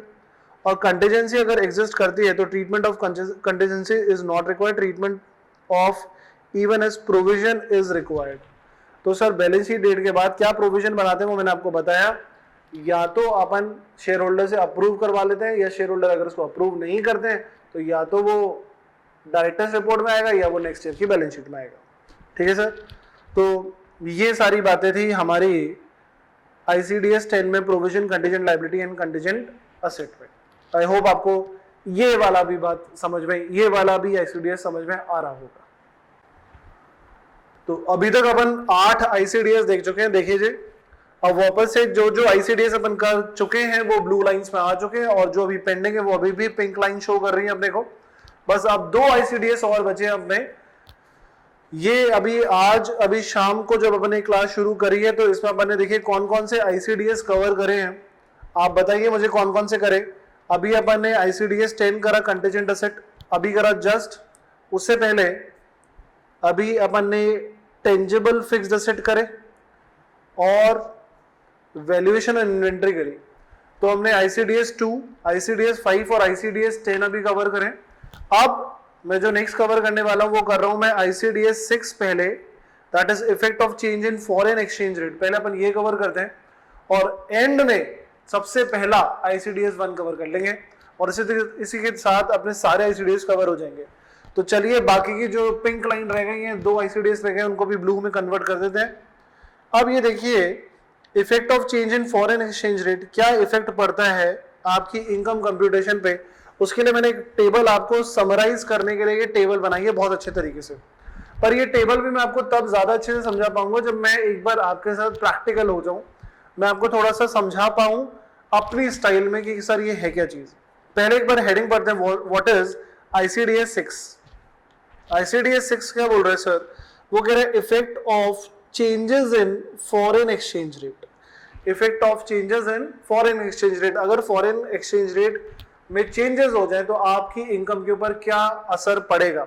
तो इसमें 2 बातें अपने को देखनी है। पहली बात अपने को देखनी है, फर्स्ट पॉइंट, कि सर फॉरेन एक्सचेंज ट्रांजैक्शन, और दूसरी बात सर हमको देखनी है फॉरेन ऑपरेशन। अब दोनों में फर्क क्या है पहले मैं आपको बताता हूं। पहला पार्ट, मैं इसको पहले जूम करूं now what is foreign exchange transaction, first point जो अपने को देखने वाले हैं सर। फॉरेन एक्सचेंज ट्रांजैक्शंस ये हैं कि आप लोग इंडिया में बैठे हुए और आप डील कर रहे हो इंडिया के बाहर। अब फॉरेन एक्सचेंज क्या होता है, कोई भी करेंसी जो इंडिया की है उसको छोड़ के बाकी कोई भी करेंसी बचेगी वो सारी क्या है, फॉरेन एक्सचेंज है। आप इंडिया में बैठे हुए और आप यूएसए में, आप यूके में, आप ऑस्ट्रेलिया में, आप किसी भी कंट्री में ट्रांजेक्शन कर रहे हो और वहां की करेंसी में ट्रांजेक्शन हो रहा है। तो if you are doing any transaction in Japan, तो आपको करेंसी कौन सी रिसीव हो रही है, मतलब आपने कोई माल बेचा, सेल करा, तो वहां से जहां जापान में आपने सेल करा तो वहां से आपको क्या रिसीव होगा, येन। आपने यूएसए में बेचा तो आपको क्या रिसीव होगा, डॉलर। आपने यूके में बेचा आपको क्या रिसीव होगा, पाउंड। ठीक है, तो हर जगह की अपनी खुद की करेंसी और उस करेंसी में आप डील कर रहे हो, तो यानी कि you are dealing in foreign exchange transaction. तो ये जो ट्रांजेक्शन हो रहे हैं किसमें हो रहे हैं, फॉरेन एक्सचेंज में हो रहे हैं। आप यहां से ट्रांजेक्शन कर रहे हो out of India, in India transaction, India से आउटसाइड इंडिया ट्रांजेक्शन हो रहा है, तो उस ट्रांजेक्शन को क्या बोलते हैं अपन, foreign exchange transaction. This is first part. दूसरा पार्ट अपने को क्या देखना है क्या इसमें वो मैं डील कर रहा हूं, अपन को देखना क्या क्या पहले वो देख लेते हैं। दूसरा पार्ट अपने को डील करना है what is foreign operation. Foreign operation क्या होता है सर, कि आपका ऑफिस तो यहां पर है और एक ब्रांच ही आपने इंडिया के बाहर डाल दी। आपने अपने ऑपरेशन ही कहां पर लोकेट कर दिए, इंडिया के बाहर। लेट्स से आपकी ब्रांच ही कहां पर है, यूएसए में।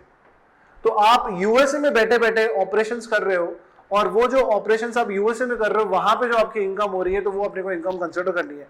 तो एक इनकम आप कमा रहे हो by virtue of doing transaction with in India, और दूसरी ट्रांजैक्शन आप कर रहे हो bye setting up your branch outside India. तो जो आप इंडिया के बाहर ऑपरेशंस कर रहे हो उसको बोलते हैं अपन फॉरेन ऑपरेशन, यानी कि एक तरीके से आपने वहीं पर अपनी फॉरेन ब्रांच लगा रखी है। ठीक है सर, तो इन दोनों को अपने को देखना है कि ये दोनों का मैटर क्या है, फॉरेन एक्सचेंज ट्रांजैक्शन और फॉरेन ऑपरेशंस और फॉरेन ब्रांच। अब मैं आपको समझाने के लिए इजी तरीके से कि ये पूरा क्या डायग्राम है, क्या सिस्टम मैंने डिजाइन करा है, मैं आपको लेके चलता हूं। आ जाइए please come to this. Heading डालेंगे अपन ICDS 6 foreign exchange, effect of foreign exchange transactions. देखेंगे सर, देखो सर ये रहा मेरा ईयर 1 अप्रैल 2020 से लेके 31 मार्च, इसको सही करूं, 1 अप्रैल 19 से लेके 31 मार्च 20 तक। ठीक है सर, अब यहां पर क्या करा, मैं पहले पॉइंट को लेके चल रहा हूं फॉरेन एक्सचेंज ट्रांजैक्शन को। मैं इंडिया में बैठा हुआ और मैंने यूएसए में कोई ट्रांजैक्शन करा। लेट्स से मैंने ट्रांजैक्शन करा 1 फरवरी 2020 को एक ट्रांजैक्शन करा और यहां से मैंने सेल करा मिस्टर पीटर को। मैंने मिस्टर पीटर को माल बेचा और बात करूं तो मैं यहां पे लिखूंगा Peter account debit 5000 to sale account 5000। अभी जो मैंने माल बेचा ये 5000 का बेचा, लेकिन ये तो मैंने पीटर को बेचा है, तो किस में बेचा है, 5000 का, और ये किस में है करेंसी, डॉलर में, यानी $5000 का माल मैंने पीटर को बेचा। अब जब ये पैसा मेरे पास इंडिया में आएगा, the day I receive this amount ₹5000 from Peter, तो ये तो डॉलर में होगा। और मैं यहां पर अपने ट्रायल बैलेंस, अपनी बैलेंस शीट, अपना सब कुछ किस में स्टैब्लिश कर रहा हूं सर, मैं सब कुछ बना रहा हूं रुपीज में, क्योंकि मैं तो इंडिया में बैठा हुआ हूं ना, I am sitting in India, मेरे को अपने डिस्क्लोजर्स इंडिया में देने, और ये पैसा मेरे पास किस में रिसीव हुआ है, ये सर मेरे पास पैसा रिसीव हुआ है डॉलर में। तो जिस दिन मैंने ये ट्रांजेक्शन कराना, उसी दिन, the day I made the transaction, on the same day मैं इस ट्रांजेक्शन को, जितना भी मेरे पास ये पैसा आया, सेम डे पे 1 फरवरी 2020 को मैं देखूंगा कि इसका रेट क्या है आज मार्केट पे। मुझे पता लगा कि सर $1 इज इक्वल्स टू ₹70 चल रहा है, तो मैं इसको आज कन्वर्ट करूंगा और अकॉर्डिंगली फिर इंडिया में मैं इसकी फिर से एक एंट्री करूंगा, और वो एंट्री क्या होगी, वो होगी सर पीटर अकाउंट डेबिट, बोलो कितना, 5000 इंटू 70, सर ये हो गया अपना 3.5 lakh, to sale account 3.5 lakh. ये किस में आ गई एंट्री सर, ये मेरी डिनोमिनेटेड करेंसी में आ गई, दैट इज रुपीज में कन्वर्ट हो गई। तो सर इसको बोलते हैं कि अपन ने कितना एक्चुअल में सेल करा, अपन ने रिकॉग्नाइज कर लिया ना, अपन ने क्या रिकॉग्नाइज कर लिया कि अपन ने सेल करा था $5,000 में, लेकिन when we converted the dollar into our denominated currency rupee, तो अपन को पता लग गया कि एक्चुअल में सेल कितने का हुआ है, 3.5 लाख का। सीधी सी सिंपल सी भाषा में बोलूं तो फॉरेन करेंसी में जो तुमने डील किया था उसको जब तुम इंडियन करेंसी में कन्वर्ट कर दोगे उसी दिन जिस दिन तुमने ट्रांजैक्शन करा था उसको बोलते हैं अपन इनिशियल रिकॉग्निशन। क्या बोलते हैं अपन इसको? Initial recognition. तो इस चीज को मैंने जो ये बना दिया, इस प्रोसेस को बोलते हैं सर अपन इनिशियल रिकॉग्निशन। कोई बच्चा अगर मुझे समझ रहा है और समझते वक्त उसको समझ में नहीं आ रहा एकदम से क्या बोल गया हूं, तो कहीं हिंदी में लिख दो, by the time you will convert the foreign currency into Indian currency, that process is known as initial recognition। लेकिन सर ये करा कब मैंने? सर ये मैंने उसी दिन करा जिस दिन मैंने ट्रांजैक्शन करा था डॉलर में। मैंने डॉलर में ट्रांजैक्शन करा था 1 फरवरी 2020 को, और 1 फरवरी 2020 को ही मैंने देखा कि सर क्या रेट चल रहा है, तो पता लगा $1 इज इक्वल टू ₹70 चल रहा है। मैंने उस हिसाब से इसको इनिशियली मैंने क्या कर दिया, इसको कन्वर्ट कर दिया। This is known as initial recognition. अब आई होप कि आपको ये बात समझ में आई हो। ये हो गया स्टेप नंबर 1। अब आपको मैं स्टेप वाइज करके सिखाता हूं। अब चलते हैं अपन स्टेप नंबर 2 पे। स्टेप नंबर 2 पे मान लीजिए सर मैंने यहां पर 1 फरवरी 2020 को पीटर को $5,000 का माल बेचा 1 फरवरी 2020 को, लेकिन जो मैंने माल बेचा उसमें मैंने पीटर को 4 महीने का उधार दिया कि तू 4 महीने के बाद दे देना, कोई दिक्कत वाली बात नहीं। ठीक है, kindly ignore the interest point के, उसके ऊपर मेरे को वो विद इंटरेस्ट देगा या क्या देगा।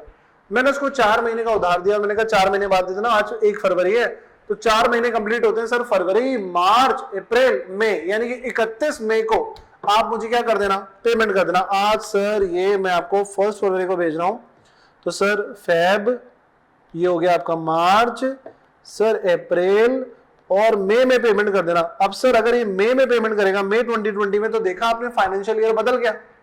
हमने ट्रांजैक्शन करा था 1920 में, और मई 2020 में अगर मैंने उसको टाइम दिया है तो सर ये तो नेक्स्ट फाइनेंशियल ईयर में, मैं तो इनकम टैक्स में बैठा हूं ना, मैं तो फाइनेंशियल ईयर पकड़ूंगा। तो यानी कि मैंने उसको टाइम दिया है कि तू पेमेंट कब करना, नेक्स्ट फाइनेंशियल ईयर में करना।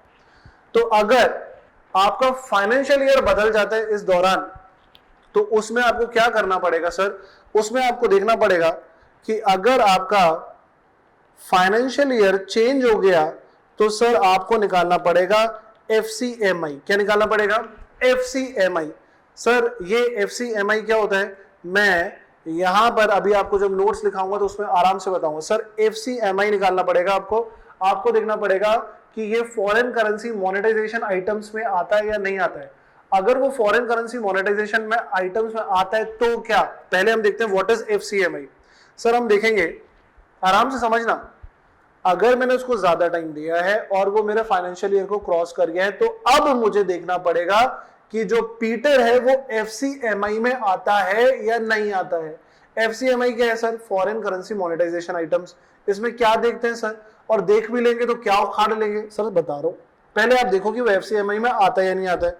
सर पहले आप देखो, FCMI में आपको 3 चीजें देखनी है कि जिसको आपने उधार दिया क्या वो आपका असेट है या लायबिलिटी है, क्या वो आपका पेबल है या रिसीवेबल है,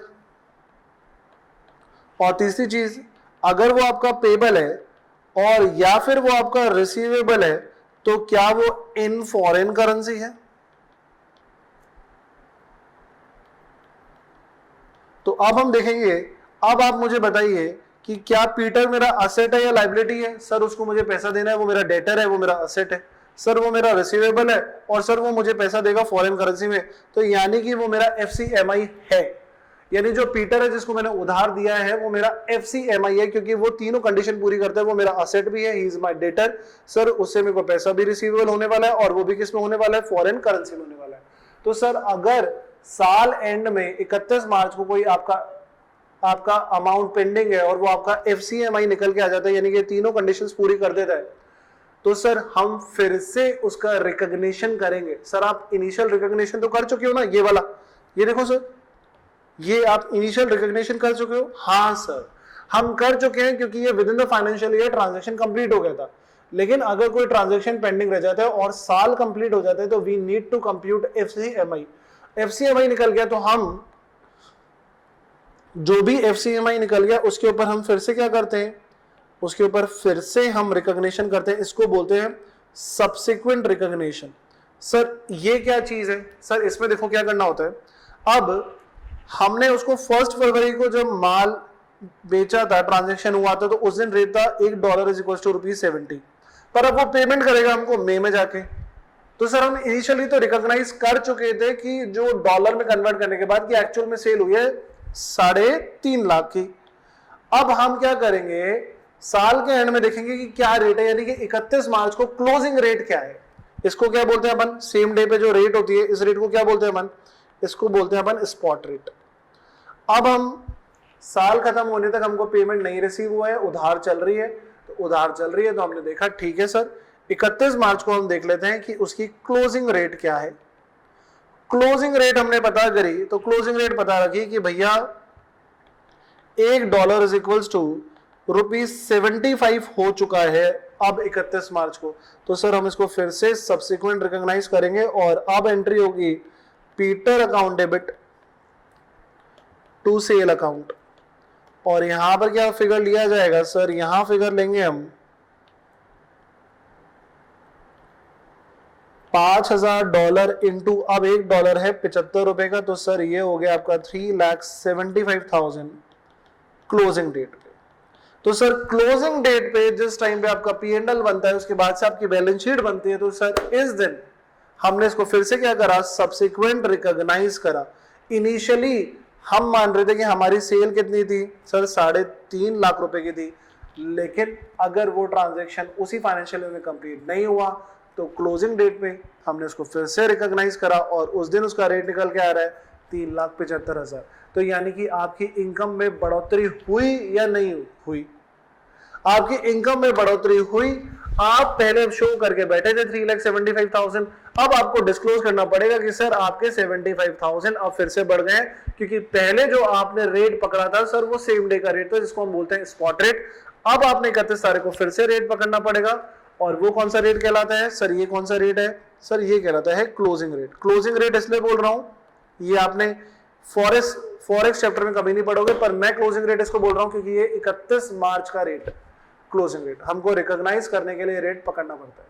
क्लियर है बात सर? अच्छा सर, अगर वो आपका एफसीएमआई नहीं होता, यानी कि अगर वो तीनों कंडीशंस पूरी नहीं करता, असेट लायबिलिटीज में से कुछ भी होता, लेकिन पेबल रिसीवल में वो फॉरेन करेंसी में नहीं दे रहा होता, इंडियन करेंसी में ही दे रहा होता, तो सर फिर हम उसको सब्सिक्वेंट रिकॉग्नाइज नहीं करते। अगर ये तीनों कंडीशंस पूरी होती हैं तो हमको क्या करना पड़ता है सर, हमको फिर उसको रिकॉग्नाइज करना पड़ता है सब्सिक्वेंटली। तो बहुत सिंपल सा बात है, मैं एक बार फिर से आपके लिए आसान कर देता हूं सर। मैं यहां पे आसान करूं आपके लिए ज्यादा बेहतर रहेगा। आइए ये देखो, ये अपना फॉरेन एक्सचेंज, और फॉरेन एक्सचेंज में क्या बात हुई सर, बोला कि फॉरेन एक्सचेंज ट्रांजैक्शन आपने करा है तो the day you made the transaction आपको उस दिन क्या करना पड़ेगा, आपको इनिशियल रिकॉग्निशन करना पड़ेगा। Initial recognition has to be done for all foreign transaction using spot rate. तो आपने, मैं कहता हूं आपने जितने भी ट्रांजैक्शन करे होंगे, लेट्स से फरवरी में करे होंगे, जनवरी में करे होंगे, मार्च में करे होंगे, आपने जितने भी ट्रांजैक्शन करे होंगे इनिशियल रिकॉग्नाइज तो आपने सबको करा होगा। उस दिन पे क्या डॉलर का रेट चल रहा है आपने इनिशियली तो सबको रिकॉग्नाइज करा होगा, पर क्लोजिंग डे पे आपने खाली सब्सिक्वेंट रिकॉग्निशन खाली उनको किया होगा जिनका एफसीएमआई होगा, जो फॉरेन करेंसी मोनेटाइज आइटम है वो तीनों कंडीशंस पूरी करते हैं। तो मैंने आगे लिखा है at the end of the year that is 31 March identify the FCMI, जो एफसीएमआई होंगे जो ये कंडीशंस पूरी करते हैं। कौन कौन सी कंडीशन सर? सर असेट या लायबिलिटी है, पेबल या रिसीवेबल है, और किस में है, फॉरेन करेंसी में है। तो सर आपको फिर से क्या करना पड़ेगा, you have to do the subsequent recognition using closing rate. Sir ये जो भी डिफरेंस आएगा that difference shall be your income and you have to disclose the same according to this ICDS। I hope आपको ये वाला point समझ में आया हो। डन, चलिए तो ये हो गया हमारा पहला हिस्सा, फॉरेन एक्सचेंज ट्रांजैक्शन अगर हम करते हैं तो। The second point is foreign operation हमने फॉरेन ऑपरेशंस कर रहे हैं। सर अब फॉरेन ऑपरेशंस क्या है? सर मैं आपको बता चुका हूँ फॉरेन ऑपरेशंस क्या होते हैं। फॉरेन ऑपरेशंस यानी कि आप ही की कोई ब्रांच आपने इंडिया के बाहर लोकेट करी हुई है और वहीं पे आप कमा रहे हो। आप वहीं पे कमा रहे हो तो मैं कह रहा हूं वहां पे दो तरीके की बातें होती है इसमें। एक होता है पहला पॉइंट इंटीग्रेटेड फॉरेन ऑपरेशन और दूसरा होता है नॉन इंटीग्रेटेड फॉरेन ऑपरेशन। इसमें क्या फर्क है दोनों में? सर पहला वाला है इंटीग्रेटेड फॉरेन ऑपरेशन, यानी कि यहां पर जिस प्रोडक्ट में आप डील करते हो, यहां पर जो आप सेल परचेस करते हो ना, बाहर की कंट्री में भी आप सेम प्रोडक्ट में डील करते हो। तो if you are dealing in a same product in India and in a same product outside India, तो this operation is known as integrated foreign operation. आप सेम काम कर रहे हो इंडिया में भी और इंडिया के बाहर भी। आपने इंडिया के बाहर कोई सेटअप तो डाला है पर वहां के ऑपरेशंस, वहां का जो सेल ऑफ प्रोडक्ट है वो डिफरेंट है और यहां पर जो आप बेच रहे हो वो डिफरेंट है, यानी कि दोनों प्रोडक्ट्स जुदा जुदा हैं, अलग अलग हैं। इंडिया में आप कुछ और बेचते हो इसी नाम से, अपनी कंपनी के नाम से, और अपनी कंपनी का नाम आपने वहां डाला हुआ है, पर उधर आप कोई और प्रोडक्ट बेचते हो, तो सर उसको बोलते हैं अपन नॉन इंटीग्रेटेड फॉरेन ऑपरेशंस। अब इसमें सिखाता हूं मैं आपको, देखो आइए, ये आ गए हम फॉरेन ऑपरेशन तभी कर पाएंगे जब हमारी फॉरेन में ब्रांच होगी। सर मेरी एक ब्रांच है इन इंडिया और यहाँ पे जो भी मैं परचेज और सेल करता हूँ वो सर मैं करता हूँ इन रुपीस, और एक ब्रांच है सर मेरी आउटसाइड इंडिया और यहाँ पर जो भी मेरी परचेज और सेल है सर वो है इन डॉलर। अब सर ये जब साल कंप्लीट होगा तो ये सारा ट्रांजैक्शन जो भी होगा मेरा वो डॉलर में होगा। तो सर ये वाले ट्रांजैक्शन मेरी कंपनी ने करे, ये वाले ट्रांजैक्शन भी मेरी कंपनी ने करे, तो इन ट्रांजैक्शन को जब मैं इन ट्रांजैक्शन के साथ मिलाऊंगा, इस प्रोसेस को बोलते हैं कंसोलिडेशन। पर क्या मैं कंसोलिडेट कर पाऊंगा? नहीं कर पाऊंगा। क्यों? क्योंकि इंडिया में मैंने किस में कमाया? इंडिया में मैंने कमाया रुपए में, और बाहर मैंने किस में कमाया? डॉलर में। तो डॉलर की ट्रायल बैलेंस को इंडिया के ट्रायल बैलेंस के साथ कैसे मर्ज करूंगा? तो मुझे क्या करना पड़ेगा? तो सर बेसिकली मुझे ये जो डॉलर है इसको रुपीस में कन्वर्ट करना पड़ेगा। तो सारी कहानी कन्वर्जन की है। तो क्या करना पड़ेगा? कन्वर्ट करना पड़ेगा। अब कन्वर्ट कैसे करूंगा? आइए, तो मैंने बोला कि अगर आप इंटीग्रेटेड फॉरेन ऑपरेशंस कर रहे हैं सर, यानी कि बाहर और इंडिया सेम प्रोडक्ट बेच रहे हैं, तो सर अगर फिक्स्ड एसेट में डील करा है तो आप एक्चुअल रेट ले लीजिए, यानी कि जिस टाइम पे आपने वहां पर इंडिया के बाहर फिक्स्ड एसेट खरीदा था उस टाइम पे डॉलर का क्या रेट था उसको उसी से मल्टीप्लाई कर दीजिए। ठीक है, डन। अगर आप करंट एसेट और करंट लायबिलिटी है तो सर जो क्लोजिंग रेट होगी यानी कि 31 मार्च की जो रेट होगी आप उसके साथ मल्टीप्लाई करिए और कन्वर्ट कर दीजिए रुपीस में। इनकम और एक्सपेंस आपने जो भी करें सर उसको एवरेज रेट से ले लीजिए, यानी कि opening plus closing divided by 2। Clear है बात? ठीक है। नॉन इंटीग्रेटेड ऑपरेशन है तो सर नॉन इंटीग्रेटेड ऑपरेशन में फिक्स्ड और करंट एसेट को अलग नहीं करेंगे। जितने भी current asset, current liability, fixed asset है, लायबिलिटीज हैं, ऑल एसेट और लायबिलिटीज के लिए क्लोजिंग रेट यानी कि 31 मार्च वाला रेट, और इनकम एक्सपेंसेस के लिए वही एवरेज रेट। तो सीधी बात यहां पर ये थी कि आपको कन्वर्ट कैसे करना है। यहां पर फॉरेन एक्सचेंज में इनिशियल रिकॉग्नाइज करना है, और अगर कोई एफसीएमआई रह गया तो सब्सिक्वेंट रिकॉग्नाइज करना है। एफसीएमआई रहने की वजह से आपका बीच में क्या हो जाता है? डिफरेंस आ जाता है। ठीक है, तो एनीवे आई होप आपको ये आईसीडीएस नंबर 6 भी समझ में आया होगा। मैं थोड़ा सा फास्ट था मुझे लग रहा है, लेकिन फिर भी मेरे स्टूडेंट्स ज्यादा ब्रिलियंट है, आप लोगों ने कैच किया होगा। तो I hope the ICDS 6 is also very much clear to you. तो सर अब ये देखिए हमारी जो स्क्रीन है वो ये भी ब्लू हो गई है, और अब हमने फॉरेन एक्सचेंज रेट्स भी कर लिया है ICDS 6। अब अपना लास्ट एक बचा है ICDS 1 अकाउंटिंग पॉलिसी। ये मैंने सबसे आखिरी में इसलिए लिखा क्योंकि सर ये बताया शुरू में जाता है कि ऐसे बननी चाहिए आपकी अकाउंटिंग पॉलिसीज, आपको डिस्क्लोज करना चाहिए, पर मैं चाहता था एक बार आपको सारे ICDS समझ में आ जाए, फिर मैं आपके साथ ICDS 1 बात करूं। सिर्फ 5 मिनट का है ICDS 1, सिर्फ 5 मिनट्स में आपके और लूंगा। प्योर थ्योरी का है ये, आप मेरे साथ सुनिए आराम से। आ जाइए, ICDS 1 अकाउंटिंग पॉलिसी थ्योरी का पार्ट है, जल्दी से देख लेते हैं। अपने को ये एग्जाम में थ्योरी के पर्पज से भी आ सकता है। What is accounting policy under ICDS 1? Sir सबसे पहले meaning accounting policy are specific accounting principle. Accounting policies क्या है आपकी? स्पेसिफिक अकाउंटिंग प्रिंसिपल या methods followed in preparation and presentation of financial statement. Sir बोला गया कि आप अपनी अकाउंटिंग पॉलिसीज को जिस भी हिसाब से बनाइए, जो भी मेथड आप बनाइए, इसको आप अपनी फाइनेंशियल स्टेटमेंट में जरूर डिस्क्लोज करें। मैं यहां पर पहले तो एक बात क्लियर कर देता हूं आपको कि सर ये जो ICDS 1 अपन ने लिखा हुआ है ना, यहां पे मेरे यहां पे लिखा हुआ है, गलत लिखा हुआ है। मैं इसका पूरा नाम लिखता हूं। सर इसका पूरा नाम है डिस्क्लोजर ऑफ अकाउंटिंग पॉलिसी। अब मेरे को बात करने में मजा आएगा।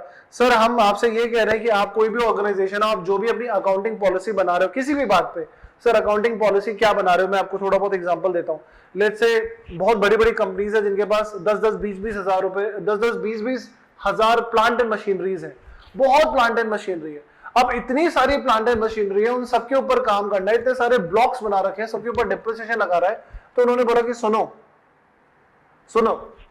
इतनी ज्यादा प्लांट एंड मशीनरी है हमारे पास, तो हम एक काम करते हैं, जो भी प्लांट एंड मशीनरी जो हमने छोटी मोटी खरीदी है ना, जिसकी वैल्यू 10,000 रुपए तक की है, जो भी प्लांट एंड मशीनरी जिनकी वैल्यू 10,000 रुपए तक की है, प्लांट एंड मशीनरी के एज पर इनकम टैक्स एक्ट बोलता है कि 15% डिप्रिसिएशन लगना चाहिए। बोलता है नहीं बोलता है? बोलता है। हम उनके ऊपर 15% डिप्रिसिएशन लगा के इतने लाइफ टाइम तक ये सब कैलकुलेशन नहीं करेंगे। अकाउंटिंग पॉलिसी में हम एकदम क्लियर मेंशन कर देते हैं कि कोई भी असेट, हमारे पास बहुत सारी असेट है, 2,000 असेट है हमारे पास, कोई भी असेट जिसकी वैल्यू अप टू ₹10,000 है, सर उसको हम वन टाइम में डिप्रिशिएट कर देंगे, यानी कि 100% डिप्रिसिएशन लगा देंगे। ठीक है, तो ये एक अकाउंटिंग पॉलिसी उन्होंने बता दी।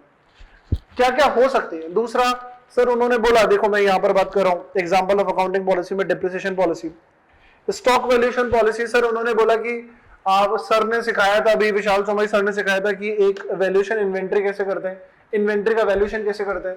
तो उनमें सिखाया था एक पीरियोडिकल मेथड होता है, एक परपेचुअल मेथड होता है। पीरियोडिकल मेथड में अपन ने सीखा था कि सर अपन फिजिकली वेरीफाई कर लेते हैं। तो मानो मेरा एक छोटा सा बिजनेस है और इतना ज्यादा स्टॉक में नहीं रखता हूं, मैं नहीं रखता इतना ज्यादा स्टॉक, लेकिन मैं इस चीज में बिलीव नहीं करता कि मैं जाके 31 मार्च को वो सारा स्टॉक गिनूं और बोलूं कि हाँ टोटल फुल एंड फाइनल इतना हुआ, ये मेरे पास टोटल क्वांटिटी अभी स्टॉक की ये है। मैं हमेशा मानता हूं कि मैं बड़ा हूं या छोटा हूं, मैं परपेचुअल मेथड अडॉप्ट करूंगा। मैं हमेशा देखूंगा, पूरे साल में देखूंगा कितनी आई कितनी गई, आखिरी में खुद ब खुद कैलकुलेट होगा। I will always adopt perpetual method despite of the fact I am a small organisation और अ लार्ज ऑर्गेनाइजेशन। तो सर ये सब कंपनी को डिसाइड करना होता है कि how they want to run. ठीक है, तो ICDS क्या बोल रहा है, आप क्या अकाउंटिंग पॉलिसीज बना रहे हो, हमें उससे लेना देना नहीं है, लेकिन आप जो बना रहे हो उसको डिस्क्लोज जरूर करो। Disclosure must be there.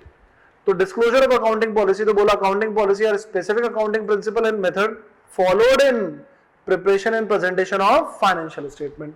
Disclosure क्या बोल रहा है, ऑल सिग्निफिकेंट, जो भी इंपॉर्टेंट अकाउंटिंग पॉलिसी तुमने बनाई है, should be disclosed at one place in a financial statement। और सर ये बहुत ज्यादा जरूरी भी है, it is very very very very very important. आप अगर इतना बड़ा ऑर्गेनाइजेशन है और वहां पर आपके इतने सारे स्टेक होल्डर्स हैं जिन्होंने पैसा लगा रखा है, वो किसी ने शेयर्स खरीदे हुए हैं, किसी ने डिबेंचर्स खरीदे हुए हैं, किसी ने बॉन्ड्स खरीदे हुए हैं, तो सर उनको डिस्क्लोज तो करना पड़ेगा ना आपको कि आपकी अकाउंटिंग पॉलिसीज क्या है, how you are running this business.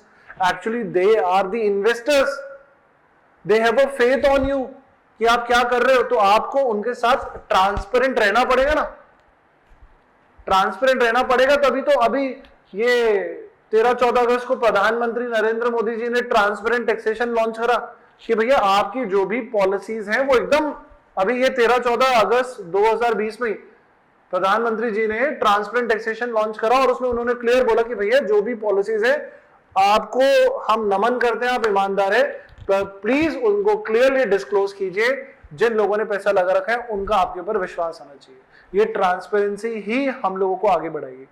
तो ये डिस्क्लोज करना बहुत जरूरी है, then only all the stakeholders get to know कि आप कर क्या रहे हो। ठीक है, अब ऐसा तो हो नहीं सकता कि आपने किसी को, किसी क्लास ऑफ कैटेगरी को आपने कम्युनिकेट कर दिया, वो किसी को कम्युनिकेट करेंगे। आप अपनी फाइनेंशियल स्टेटमेंट जो सबके पास जाती है उस पर आप क्या करो, डिस्क्लोज कर दो आपकी अकाउंटिंग पॉलिसी और बताओ कि आप क्या ले रहे हो। वो किसी से भी रिलेटेड हो सकती है, वो डिप्रिसिएशन पॉलिसी भी हो सकती है आपकी, वो स्टॉक वैल्यूएशन पॉलिसी भी हो सकती है आपकी, वो इन्वेस्टमेंट वैल्यूएशन पॉलिसीज हो सकती है, फॉरेन एक्सचेंज पॉलिसी हो सकती है, बोरिंग कॉस्ट पॉलिसी हो सकती है, कुछ भी हो सकती है। और ये देखो ना, ये सब कुछ ऐसे वर्ड्स हैं जो आप लोगों ने अभी मेरे साथ आईसीडीएस में पढ़े हैं। मैं शुरू में आईसीडीएस 1 पढ़ा देता हूँ तो मेरे को डिफिकल्ट होता है सब कुछ बोलना, ठीक है। तो वो आईसीडीएस 1 आपको सीधे सीधे बोलता है कि सर आप जो भी पॉलिसीज बना रहे हैं, आप समझदार हैं, इंटेलिजेंट है, बना रहे होंगे, लेकिन हमको ये डिस्क्लोज कीजिए। फंडामेंटल अकाउंटिंग असम्पशन, सर ये बोल रहा है कि ये तो रूट है, ये तो अजम्पशन आपको लेना पड़ेगा जब भी आप अकाउंटिंग पॉलिसी बनाओगे और डिस्क्लोज करोगे, तो आपको कम से कम ये 3 अजम्पशन लेने पड़ेंगे। ये 3 अजम्पशन में लिखूं 1 2 3। पहला अजम्पशन क्या है, आप जब भी अकाउंटिंग पॉलिसी बनाओगे तो आप हमेशा मन में रख के चलोगे कि आपकी जो कंसर्न है वो गोइंग कंसर्न है। सर अब ये गोइंग कंसर्न मैं आपको समझाऊं तो ये मेरे लिए शर्म की बात होगी। आप लोग 11th क्लास से पढ़ रहे हो, क्या होता है गोइंग कंसर्न? बताओ, अगर कोई कंपनी अगर सेटअप हुई है तो कितने साल चलेगी? 15 साल, 18 साल, 20 साल? सर वो कोई टाइम पीरियड फिक्स नहीं होता। वो गोइंग कंसर्न हमेशा मान के चलती है कि भैया जब तक आखिरी सांस है हमारी ये कंपनी चलती रहेगी, आगे इसके जो लीगल एयर्स होंगे वो इसको चलाते रहेंगे। तो हमेशा हम जब भी कोई ऑर्गेनाइजेशन डालते हैं तो वो गोइंग कंसर्न होती है। तो पॉलिसीज आपको यही बनानी है कि ये ऐसी पॉलिसी हो, इतनी परफेक्ट पॉलिसी हो जो हमेशा आगे फॉलो अप रहे, ठीक है। दूसरा क्या बोला गया? दूसरा तो सर यही बोला गया कि जो आपने पॉलिसी बनाई है गोइंग कंसर्न दिमाग में रखते हुए, तो फिर कंसिस्टेंसी होनी चाहिए ना, आप में कंसिस्टेंसी होनी चाहिए। यानी कि once you have drafted any accounting policy और you have taken any decision that this policy is to be considered in near future also, तो सर आपको देखना पड़ेगा ना कि कंसिस्टेंसी मेंटेन हो। हर साल अगर आप या कुछ सालों में अगर आप पॉलिसीज को चेंज करते रहोगे तो पिछले साल आप कैसे काम करते थे और अभी आप कैसे काम कर रहे हो आप कंपेयर भी नहीं कर पाओगे। आप अपनी परफॉर्मेंस को का कंपैरिजन चार्ट कभी नहीं बना पाओगे। तो कंसिस्टेंसी हमेशा मेंटेन होनी चाहिए। एक बार जो बनाया है उसको बार बार आपको आगे चेंज नहीं करना चाहिए। मैं बोल रहा हूं आपको बार बार चेंज नहीं करना चाहिए। अगर जरूरत है तो फिर तो चेंज करोगे ही करोगे, पर करना नहीं चाहिए। अगर आप कंसिस्टेंसी मेंटेन करोगे तो it become easier for you and it become easier for the newcomers to understand your business policies, ठीक है। लेकिन अगर आपने अभी बनाया फिर अगले साल चेंज कर दिया, फिर अगले साल चेंज कर दिया, it become very difficult for the every person जो उसमें डील कर रहे हैं, जो उसको देख रहे हैं कि सर ये इनकी पॉलिसी है क्या। जो ऑडिट करने आएंगे वो तो उनका दिमाग खराब हो जाएगा कि हर साल आपकी पॉलिसी चेंज हो जाती है, तो वो आप एक शक की निगाहों में भी आ जाओगे। तो सबसे पहली बात यह है कि जब आपको पता है कि आपकी गोइंग कंसर्न है तो आपने इतनी परफेक्ट पॉलिसी बनाई है तो उसके ऊपर कंसिस्टेंट रहो। मैं ये नहीं कह रहा कि आप उसको चेंज ही नहीं कर सकते। आपको लगता है कि 8 साल के बाद अब हम ये चीजों को इस तरीके से काम करते हैं तो हमको कुछ अकाउंटिंग पॉलिसी में चेंज करना चाहिए, तो ऑब्वियसली यू में चेंज, या कुछ लॉ चेंज हो गए हैं, अकाउंटिंग स्टैंडर्ड्स चेंज हो गए हैं, इनकम कंप्यूटेशन डिस्क्लोजर स्टैंडर्ड्स में कुछ अमेंडमेंट्स आ गए हैं, आपको अच्छे से अपनी रिपोर्ट को प्रेजेंट करना है, तो उस चक्कर में अगर आप चेंजेस करने चाहते हो तो मोस्ट वेलकम। अदरवाइज आपको क्या रहना चाहिए? कंसिस्टेंट रहना चाहिए। मैंने क्या बोला, कब चेंज करना चाहिए? या तो लॉ में ही चेंज आ गया है, या फिर आईसीडीएस या अकाउंटिंग स्टैंडर्ड्स में कुछ अमेंडमेंट्स आए हैं, या फॉर द बेटर प्रेजेंटेशन अगर आपको चेंज करना है then you may go for the change, otherwise you have to maintain the consistency. Third बोला गया कि सर आपको अक्रूवल बेसिस पे बनाना चाहिए। कैश आपने दिया, अभी दिया, नहीं दिया, कल का पेमेंट करा नहीं करा, आप सर मर्केंटाइल सिस्टम को फॉलो कीजिए। तो it means all income and expenses are recorded on a period basis. If any income और expenses is not paid then also such expenses will be recorded. Accrual basis में होना चाहिए sir, उस period से related है, ये होना चाहिए। तो तभी मैं आपको शुरू में जब मैंने आपको बेस पढ़ाया था आईसीडीएस का, तो मैंने बोला था this ICDS is applicable on those SSC who follows mercantile system, ठीक है सर। तो ये 3 असम्पशन आपको मान के चलने। अब थोड़ा सा और, हाँ जी, disclosure of fundamental accounting assumption in financial statement. आपने जो भी अकाउंटिंग असम्पशंस लिए हैं सर उनको डिस्क्लोज कीजिए। डिस्क्लोजर इज रिक्वायर्ड, उनको डिस्क्लोज कीजिए अपनी फाइनेंशियल स्टेटमेंट में। हमने आपसे बोले कि आपको असम्पशन लेने चाहिए, गोइंग कंसर्न है मान के कि आपकी कंपनी हमेशा जिंदगी भर चलेगी। आपको हमेशा असम्पशन लेना चाहिए कि आपने जो अकाउंटिंग पॉलिसी बनाई है वो कंसिस्टेंट रहेंगी।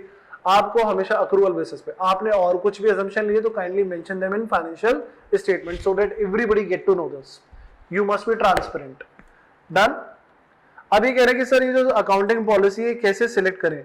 Whenever accounting policy is selected, then accounting policy should be selected based on the following consideration।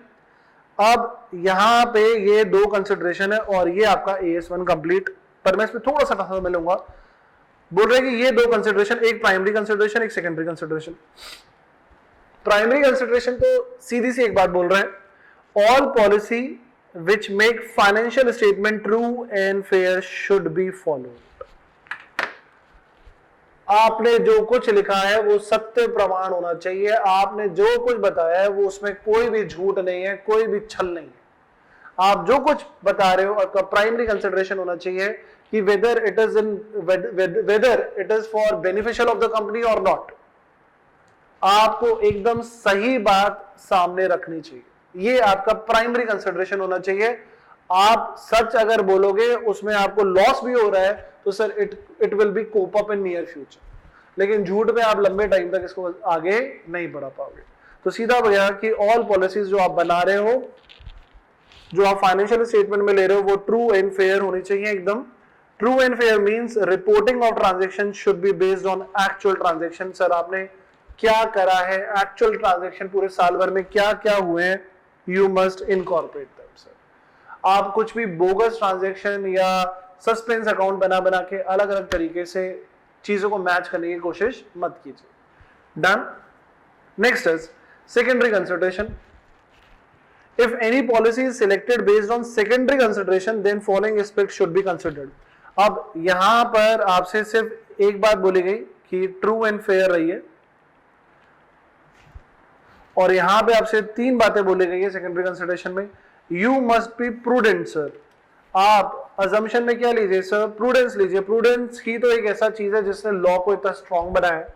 उसने बोला कि सर आपकी जो भी फ्यूचर में होने वाली इनकम है उसको कंसिडर नहीं करना है। आपको फ्यूचर में क्या होने वाली इनकम है उसको कंसिडर नहीं करना है, हाँ लेकिन फ्यूचर में होने वाले जो भी एक्सपेंसेस है उनको कंसिडर करना है। सर इसको बोलते हैं अपन prudence. Substance over form. Substance over form क्या होता है सर? सब्सटेंस ओवर फॉर्म ये होता है कि आपकी लीगल पोजीशन जो है आपके असेट के ऊपर, it doesn't matter. Legal position doesn't matter, position matters. मैं ये कह रहा हूं कि लीजिए मैं आपसे एक एग्जांपल देता हूं कि मैंने एक कार खरीदी और उस कार की वैल्यू थी 25 लाख रुपए, लेकिन उस टाइम पे मेरे पास 25 लाख रुपए नहीं थे, तो मैंने बैंक से फाइनेंस करवा लिया। मैंने बैंक से फाइनेंस करा लिया और मैं वो कार अपने घर पे ले गया। अब मेरी फैमिली उस पर घूमती है, हम सब लोग उस पर घूमते हैं, लेकिन अभी मैंने उसको फाइनेंस करा रखा है, यानी कि बैंक से मैंने पैसा लेके आगे कार जहां से मैंने वो कार खरीदी उधर पेमेंट हुआ। तो एक्चुअल में उस कार का ओनर कौन है, मैं हूं या बैंक है? सर बैंक है। लेकिन उस कार का पोजीशन किसके पास है? सर कार का पोजीशन मेरे पास है। आई have a position of the car, I am enjoying all the benefits. लेकिन कब तक? जब तक मैं अपनी सारी EMIs पे नहीं कर देता। मैंने 4 साल की EMIs ले रखी है, 4 साल तक उसका ओनर कौन है? रिकॉर्ड पे ओनर कौन है? कार का ओनर बैंक है। सर तो उससे कोई फर्क नहीं पड़ता कि लीगल पोजीशन किसके पास है। सर ये लीगल पोजीशन किसके पास है उससे फर्क नहीं पड़ता, पोजीशन मैटर। आपके पास उसका मालिक कौन कहलाएगा? उसके मालिक आप कहलाओगे, बैंक नहीं कहलाएगा, क्योंकि किसके पास है? पोजीशन आपके पास है। तो लीगल रिकॉर्ड तो बोलता है कि भैया ओनर बैंक होना चाहिए, पर it doesn't matter. What matter is substance. वो सब्सटेंस के ऊपर किसका अभी हक है, अभी कौन है उसके पास पोजीशन, किसके पास है? मेरे पास है। तो it matters that whatsoever you have to disclose in the financial statement whether you are legally owner of it or not। आप उसके एक्चुअल में भी मालिक हो या नहीं हो, अभी आप उधार पे चल रहे हो, लोन पे चल रहे हो, doesn't matter. You have a position of those asset, you must disclose. Clear है बात sir? Next is materiality. Sir जो भी इंपॉर्टेंट फैक्ट्स है आपको, वो तो जो भी मटेरियल फैक्ट्स हैं, जो भी रेलेवेंट फैक्ट है, वाइटल फैक्ट्स है, पाइवटल फैक्ट्स है, वो सर आपको डिस्क्लोज करने पड़ेंगे। तो ये बोलते हैं सर हमारा AS1 और पूरा थ्योरी का था, और मैंने उस हिसाब से आपके सामने रखा भी है। तो आई होप कि आपको ये सारे, ये सर ICDS 1 भी ब्लू कर देना। आई होप आपको ये सारे ICDS समझ में आए होंगे, income computation and disclosure standards. I hope you all are getting this. और इसी के साथ ये चैप्टर ही नहीं, मेरा वादा, मेरा कमिटमेंट भी आज पूरा होता है। मैंने आपसे जो वादा किया था डायरेक्ट सीरीज में आपको हर क्लास डिटेल में प्रोवाइड करूंगा, कॉम्प्रिहेंसिव क्लास होगी आपके एग्जाम से पहले। सर उसी बात के लिए अगर आप लोग नए हैं इस चैनल पे तो सर इस बात को अप्रिशिएट करके इस चैनल को सब्सक्राइब कीजिए, प्यार बरसाते रहिए, लाइक करते रहिए। और एक बात मैं मेंशन करना जरूर चाहूंगा, अगर आपको ये चैप्टर आईसीडीएस अभी समझ में आया है तो आईसीडीएस पहले हमारे यहाँ पे राकेश सर पढ़ाते थे। अगर आपको मुझसे थोड़ा बहुत भी अच्छा लगा ये चैप्टर पढ़ते हुए तो आप कमेंट बॉक्स में राकेश सर को थैंक यू बोलिए, और अगर आपको जरा सा भी बुरा लगा तो मेरा नाम लिखिएगा, ठीक है। तो आई होप कि आपको ये चैप्टर समझ में आया हो। In every and each aspect I tried my level best कि मैं आप तक इस तरीके से डिलीवर कर पाऊं, ठीक है। पढ़ाई करते रहिए, मैं आपसे आगे फिर मिलूंगा। आज हमारी डायरेक्ट टेक्स्ट सीरीज यहीं पे खत्म होती है। Thank you so much.